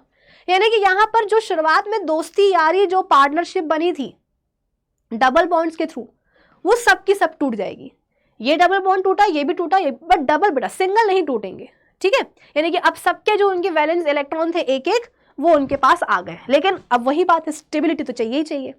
अब क्योंकि इन दोनों की लड़ाई हो गई, तो अब इसने ये वाले कार्बन एटम को बोला कि ए सुनो कार्बन एटम, तुम्हारे पास एक वैलेंस इलेक्ट्रॉन बचा हुआ है, मेरे पास भी बचे, तो अपन एक काम करें, अपन दोनों अपना एक एक बचा हुआ वैलेंस इलेक्ट्रॉन आपस में शेयर कर ले, डबल बॉन्ड बना ले। यानी कि पहले ये वाला कार्बन एटम इसके साथ में जुड़ा हुआ था, अब इनकी लड़ाई हो गई है, तो अब ये कार्बन एटम इसके साथ में जुड़ जाएगा। इन दोनों के बीच में क्या होगा बेटा? डबल बॉन्ड बन जाएगा, लाइक दिस, ठीक है। पहले इन दोनों के बीच में डबल बॉन्ड बना था, है ना, इन दोनों के बीच में, फिर हो गई इनकी लड़ाई तो बॉन्ड टूट गया। अब ये जो कार्बन एटम है ये अपने दूसरे पड़ोसी कार्बन एटम से बोलेगा कि ए सुनो, अपन दोनों के पास एक एक वैलेंस इलेक्ट्रॉन बचा हुआ है, म्यूचुअली शेयर करके बॉन्ड बना ले। उसने कहा हाँ बिल्कुल। तो अब इनके बीच में बेटा क्या होगा? डबल बॉन्ड बन जाएगा। पहले इन दोनों के बीच में बना था, अब इन दोनों के बीच में बनेगा। सिमिलरली पहले डबल बॉन्ड इन दोनों के बीच में बना हुआ था, लेकिन इनकी हो गई लड़ाई, टूट गया वो बॉन्ड। अब ये कार्बन एटम क्या करेगा, अपने दूसरे पड़ोसी कार्बन एटम के साथ बॉन्ड बना लेगा। तो जरा देखो, पहले डबल बॉन्ड्स कौन कौन से कार्बन एटम्स के बीच में बने हुए थे, इन दोनों के, इन दोनों के, इन दोनों के। लेकिन उसके अगले मोमेंट क्या हुआ, रिश्ते टूट गए, डबल बॉन्ड्स टूट गए, पार्टनर बदल गए। अब इनके बीच में, इनके बीच में और इनके बीच में आपको डबल बॉन्ड्स देखने को मिल रहे हैं। अभी भी alternate single and double bond ही है, ये मत बोला कि मैम अब ऑल्टरनेट वाला पैटर्न खत्म हो गया, नहीं, हमेशा आपको डबल और सिंगल बॉन्ड का यहाँ पर आपको ऑल्टरनेट पैटर्न ही देखने को मिलेगा हेक्सागोनल रिंग्स में। बस ये है कि कभी इनके बीच में डबल बॉन्ड बनेगा, कभी इनके बीच में, कभी इनके बीच में, कभी इनके बीच में, कभी इनके बीच में, कभी इनके बीच में। तो ये डबल बॉन्ड टूटते रहेंगे, बनते रहेंगे, टूटते रहेंगे, बनते रहेंगे। और इसी टूटने और बनने के चक्कर में क्या होता है बेटा, ये जो इलेक्ट्रॉन्स होते हैं ना, वैलेंस इलेक्ट्रॉन, हर एक कार्बन एटम का जो एक बचा हुआ वैलेंस इलेक्ट्रॉन जो है ना बेटा, वो फ्री भी हो जाता है। भाई अगर तो बॉन्ड कभी ना टूटे, जैसे कि अपन ने डायमंड में पढ़ा था कि डायमंड में हर एक कार्बन एटम 4 दूसरे कार्बन एटम्स के साथ में सिंगल कोवलेंट बॉन्ड्स के थ्रू जुड़ा रहता है। वो 4 सिंगल कोवलेंट बॉन्ड्स कभी नहीं टूटते हैं। तो सबके पास जो उनके वैलेंस इलेक्ट्रॉन्स होते हैं बेटा, वो हमेशा बोल सकते हो कि बिजी रहते हैं, फ्री नहीं हो पाते। लेकिन यहां पर क्या हो रहा है, यहां पर क्योंकि यहां पर हर एक कार्बन एटम 3 और कार्बन एटम्स के साथ में जुड़ता है और 3 में से किसी एक के साथ वो क्या करता है, डबल बॉन्ड बना लेता है। लेकिन वो डबल बॉन्ड कैसा होता है, टूटेगा, फिर किसी दूसरे के साथ बनेगा। तो क्योंकि यहाँ पर डबल बॉन्ड बन रहे हैं, टूट रहे हैं, बन रहे हैं, टूट रहे हैं, उस चक्कर में हर एक कार्बन एटम का बेटा जो इकलौता वैलेंस इलेक्ट्रॉन है ना, वो कभी कभी फ्री हो जाता है। जैसे कि पहले इनके बीच में बॉन्ड बना था, है ना, पहले इसके और इसके बीच में बॉन्ड बना था। अब जब बेटा ये डबल बॉन्ड टूटा, जब इनके बीच का ये डबल बॉन्ड टूटा, तो इसका ये जो वैलेंस इलेक्ट्रॉन है, इसका जो ये वाला वैलेंस इलेक्ट्रॉन है, ये कुछ टाइम के लिए फ्री हो गया और इसका ये वाला वैलेंस इलेक्ट्रॉन फ्री हो गया। भाई जब तक कि आगे ये इसके साथ डबल बॉन्ड आगे ना बना ले, ये वाला इसके साथ डबल बॉन्ड ना बना ले, तब तक तो क्या होगा, इन दोनों के जो वैलेंस इलेक्ट्रॉन्स हैं वो फ्री रहेंगे। और क्योंकि वो फ्री रहेंगे तो वो मूव करेंगे, वो जहां मूव करेंगे हम बोलेंगे देखो ग्रेफाइट में क्या हो रहा है, फ्री इलेक्ट्रॉन्स फ्लो कर रहे हैं, यानी कि ग्रेफाइट इलेक्ट्रिसिटी का कंडक्शन करवा रहा है। ये तो सब बता देते हैं कि graphite is a good conductor of electricity, but why so ये कोई नहीं बताता। तो वो मैंने बता दिया कि ग्रेफाइट की जो हेक्सागोनल रिंग्स होती हैं कार्बन एटम्स की, उनमें डबल और सिंगल बॉन्ड का आपको एक ऑल्टरनेट पैटर्न देखने को मिलता है। वो जो डबल बॉन्ड्स होते हैं वो बीच बीच में क्या होते हैं, टूटते हैं। डबल बॉन्ड्स बेटा बीच बीच में टूटते हैं, बनेंगे टूटेंगे, बनेंगे टूटेंगे। बने तो बहुत अच्छी बात है, जहां वो टूटे हर एक कार्बन एटम का एक एक वैलेंस इलेक्ट्रॉन जो है वो कुछ टाइम के लिए फ्री हो जाता है, और जहां वो फ्री हुआ वो मूव किया, और जहां मूव करा हमने बोला graphite is a good conductor of electricity. Okay और नॉट ओके बेटा, ग्रेफाइट के बारे में इतना ही था। मेन है क्या, इनका स्ट्रक्चर, क्योंकि जिसका जैसा स्ट्रक्चर में कार्बन एटम्स का अरेंजमेंट है, प्रॉपर्टीज उसी के कारण है। हमने बोला ग्रेफाइट सॉफ्ट है, स्लिपरी टू टच है, क्यों, क्योंकि ग्रेफाइट के स्ट्रक्चर में कार्बन एटम्स की हेक्सागोनल रिंग्स देखने को मिलती हैं जो लेयर्स में अरेंज्ड होती हैं। लेयर्स के बीच में weak van der Waals forces लगते हैं, जिसके कारण लेयर्स एक दूसरे के ऊपर ऐसे स्लाइड करती है। तो हमको लगता है कि हाँ ग्रेफाइट सॉफ्ट है, स्मूथ है, स्लिपरी टू टच है। उसके अलावा ग्रेफाइट अच्छा कंडक्टर क्यों है इलेक्ट्रिसिटी का, उसका रीजन इसके स्ट्रक्चर में छुपा हुआ है। आई बात समझ में? चलिए आगे बढ़ते हैं बेटा। The structure of graphite is altogether different from that of diamond. या यहाँ से शुरू करना है हमें। Graphite is grayish black substance. It occurs in nature mixed with mica, quartz and silica. वो तो ठीक है। Okay. A graphite crystal actually consists of sheets या layer of carbon atom Each carbon atom in graphite layer is bonded to 3 other carbon atoms in the same plane forming hexagonal ring. और हाँ, diamond का 3D structure होता है, graphite का 2D होता है, ठीक है. To satisfy the fourth valency of carbon, each hexagonal ring has 3 alternate single and double bonds. Thus, unlike diamond, graphite has 2-dimensional sheet-like structure. The various sheets or layers are held together by weak van der Waals forces of attraction. Density low होती है, diamond की high थी, इसकी लो है. क्यों? Diamond में जो atoms है कार्बन के वो क्लोजली पैक्ड है, यहाँ पे लूजली पैक्ड है, ठीक है ना. Carbon atoms in graphite are less closely packed and hence density graphite की कम है than that of diamond. Softness, तो लेयर्स एक दूसरे के ऊपर स्लाइड कर जाती हैं तो सॉफ्टनेस है. Therefore, one layer can easily slide over the other. This makes graphite soft and hence a useful dry lubricant for heavy machinery. जो बड़ी बड़ी मशीन्स होती हैं उनके जो मूविंग पार्ट्स होते हैं उनके बीच में लुब्रिकेंट डालना पड़ता है फ्रिक्शन कम करने के लिए. तो लुब्रिकेंट के लिए हम इस्तेमाल करते हैं ग्रेफाइट का क्योंकि वो काफ़ी सॉफ्ट होता है. प्लस ग्रेफाइट बेटा वॉलेटाइल भी नहीं होता, मतलब ऐसा नहीं कि अगर टेम्परेचर ज़्यादा दिया तो ग्रेफाइट उड़ जाएगा, है ना, हवा में उड़ जाएगा, ऐसा नहीं होता ग्रेफाइट. तो इसलिए जो बड़ी बड़ी मशीन्स होती हैं उनके मूविंग पार्ट्स पे फ्रिक्शन कम करने के लिए हम लुब्रिकेंट की तरह इस्तेमाल करते हैं ग्रेफाइट का क्योंकि वो सॉफ्ट होता है, लुब्रिकेंट का अच्छा काम कर सकता है. प्लस वो हाई, क्योंकि मशीन चलेगी तो बेटा टेम्परेचर ज़्यादा आए, मतलब हीट प्रोड्यूस होगी, टेम्परेचर बढ़ेगा तो उतने टेम्परेचर पर ग्रेफाइट वॉलेटाइल भी नहीं होता, इसीलिए उसको अपन इस्तेमाल करते हैं as lubricant. We know that carbon has 4 valence electrons, but in graphite crystal, each carbon atom is joined to 3 other carbon atoms by covalent bonds to form hexagonal rings. Thus only 3 valence electrons are used for bond formation and hence जो 4th valence electron है it is free to move. as a result graphite अच्छा conductor है heat and electricity का. uses softness के कारण powdered graphite का इस्तेमाल करते हैं ईदर एज अ ड्राई या सॉलिड लुब्रिकेंट और मिक्स विद पेट्रोलियम जेली. वो जो अपन नहीं मतलब तुम्हारा भी बचपन ही है साइकिल भी बेटा वो जो कभी कभी चलाते चलाते उसकी चेन से ग्रीस लग जाती है, वो ग्रीस क्या है बेटा, ग्रेफाइट को पेट्रोलियम जेली के साथ मिक्स कर देते हैं और चेन पे लगा देते हैं, वही फ्रिक्शन कम करने के लिए. तो that is graphite only. Grease क्या है बेटा, ग्रेफाइट ही है, ठीक है ना. Since graphite is non-volatile, it can also be used as a lubricant for heavy machinery operating at very high temperature. Graphite is soft, black in color and marks paper black. Mixed with desired quantity of wax or clay, graphite को अपन pencil Leeds के core को बनाने में भी help करते हैं, मतलब बना सकते हैं. उसके अलावा ग्रेफाइट सॉफ्ट है, ब्लैक है, वो सब तो हो गया. और इलेक्ट्रोड्स बनाने में भी अपन इस्तेमाल करते हैं ग्रेफाइट का क्योंकि वो अच्छा कंडक्टर है इलेक्ट्रिसिटी का. उसके अलावा कई बार डिफरेंसेस पूछ लेता है तो अपन आ जाओ देख लेते हैं.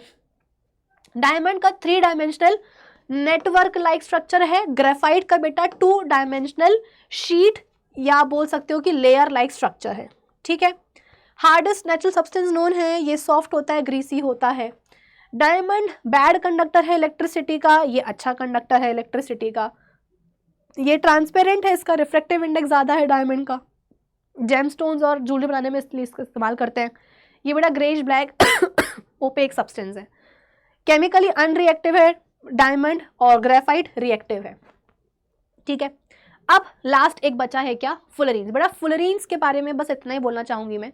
ये एक नई क्लास है डायमंड के, सॉरी ये एक नई क्लास है कार्बन के एलोट्रोप्स की, ठीक है, जिसमें कार्बन 60 से लेकर के, मतलब 60 कार्बन से लेकर के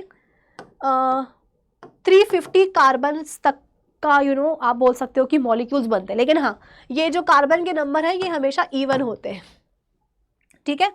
तो सीधी सी बात है, फुलरीन्स एक नई क्लास है कार्बन के एलोट्रोप्स की. बहुत ज़्यादा इसके बारे में एनसीईआरटी नहीं बोलती तो हम भी कम ही बोलेंगे, जितना आपके एग्जाम पॉइंट ऑफ व्यू से ज़रूरी उतना ही पढ़ेंगे. 60 कार्बन एटम्स से लेकर के 350 कार्बन एटम्स तक के जाते हैं इनके स्ट्रक्चर में, लेकिन हाँ वो इवन होते हैं नंबर में, ठीक है ना. So fullerenes are new class of carbon allotropes. They contain even number of carbon atoms ranging from 60 to 350 atoms, ठीक है. उनमें से जो C60 फुलरीन है, फुलरीन्स हम क्यों बोल रहे हैं, क्योंकि बहुत सारे हैं, ठीक है, एक अलग क्लास ही है कार्बन के एलोट्रोप्स की.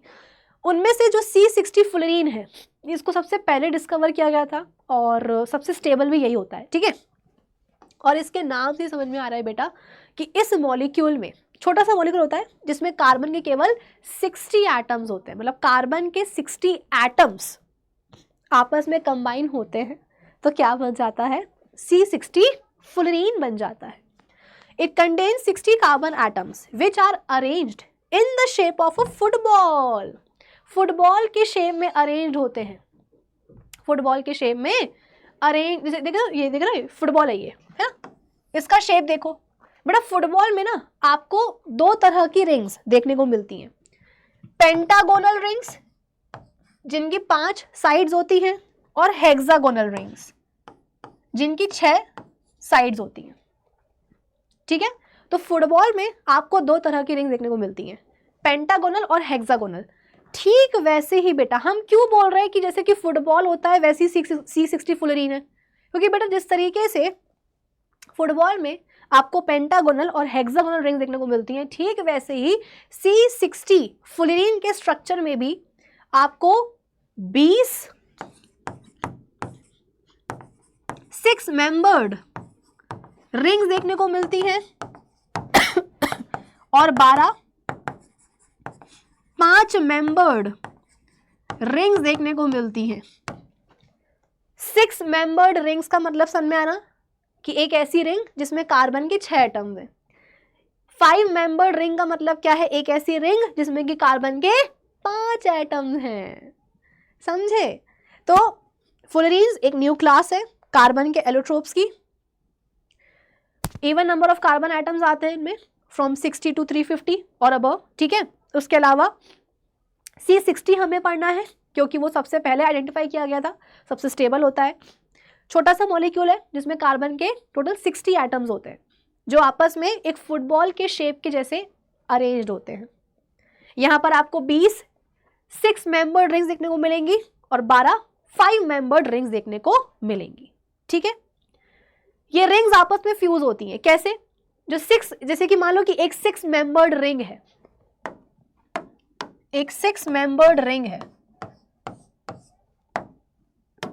1 2 3 4 5, ठीक है। ये आगे जाकर के फ्यूज होगी 5 मेंबर्ड रिंग से, जैसे कि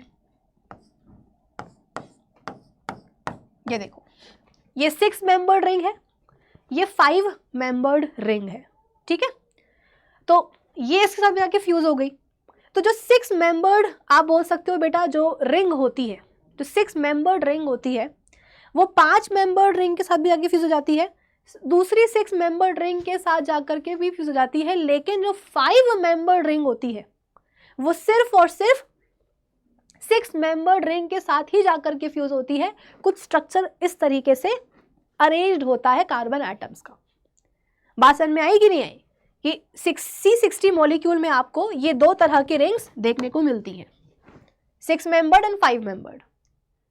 ये होती है 20 इन नंबर, ये होती है 12 इन नंबर। लेकिन कंडीशन क्या है कि जो 6 मेंबर्ड रिंग्स हैं वो दूसरी 6 मेंबर्ड रिंग के साथ और 5 मेंबर्ड रिंग के साथ, दोनों के साथ ही फ्यूज हो सकती हैं। लेकिन जो 5 मेंबर्ड रिंग्स होती हैं वो सिर्फ और सिर्फ आप बोल सकते हो कि जो 6 मेंबर्ड रिंग्स हैं उन्हीं के साथ में फ्यूज होती हैं।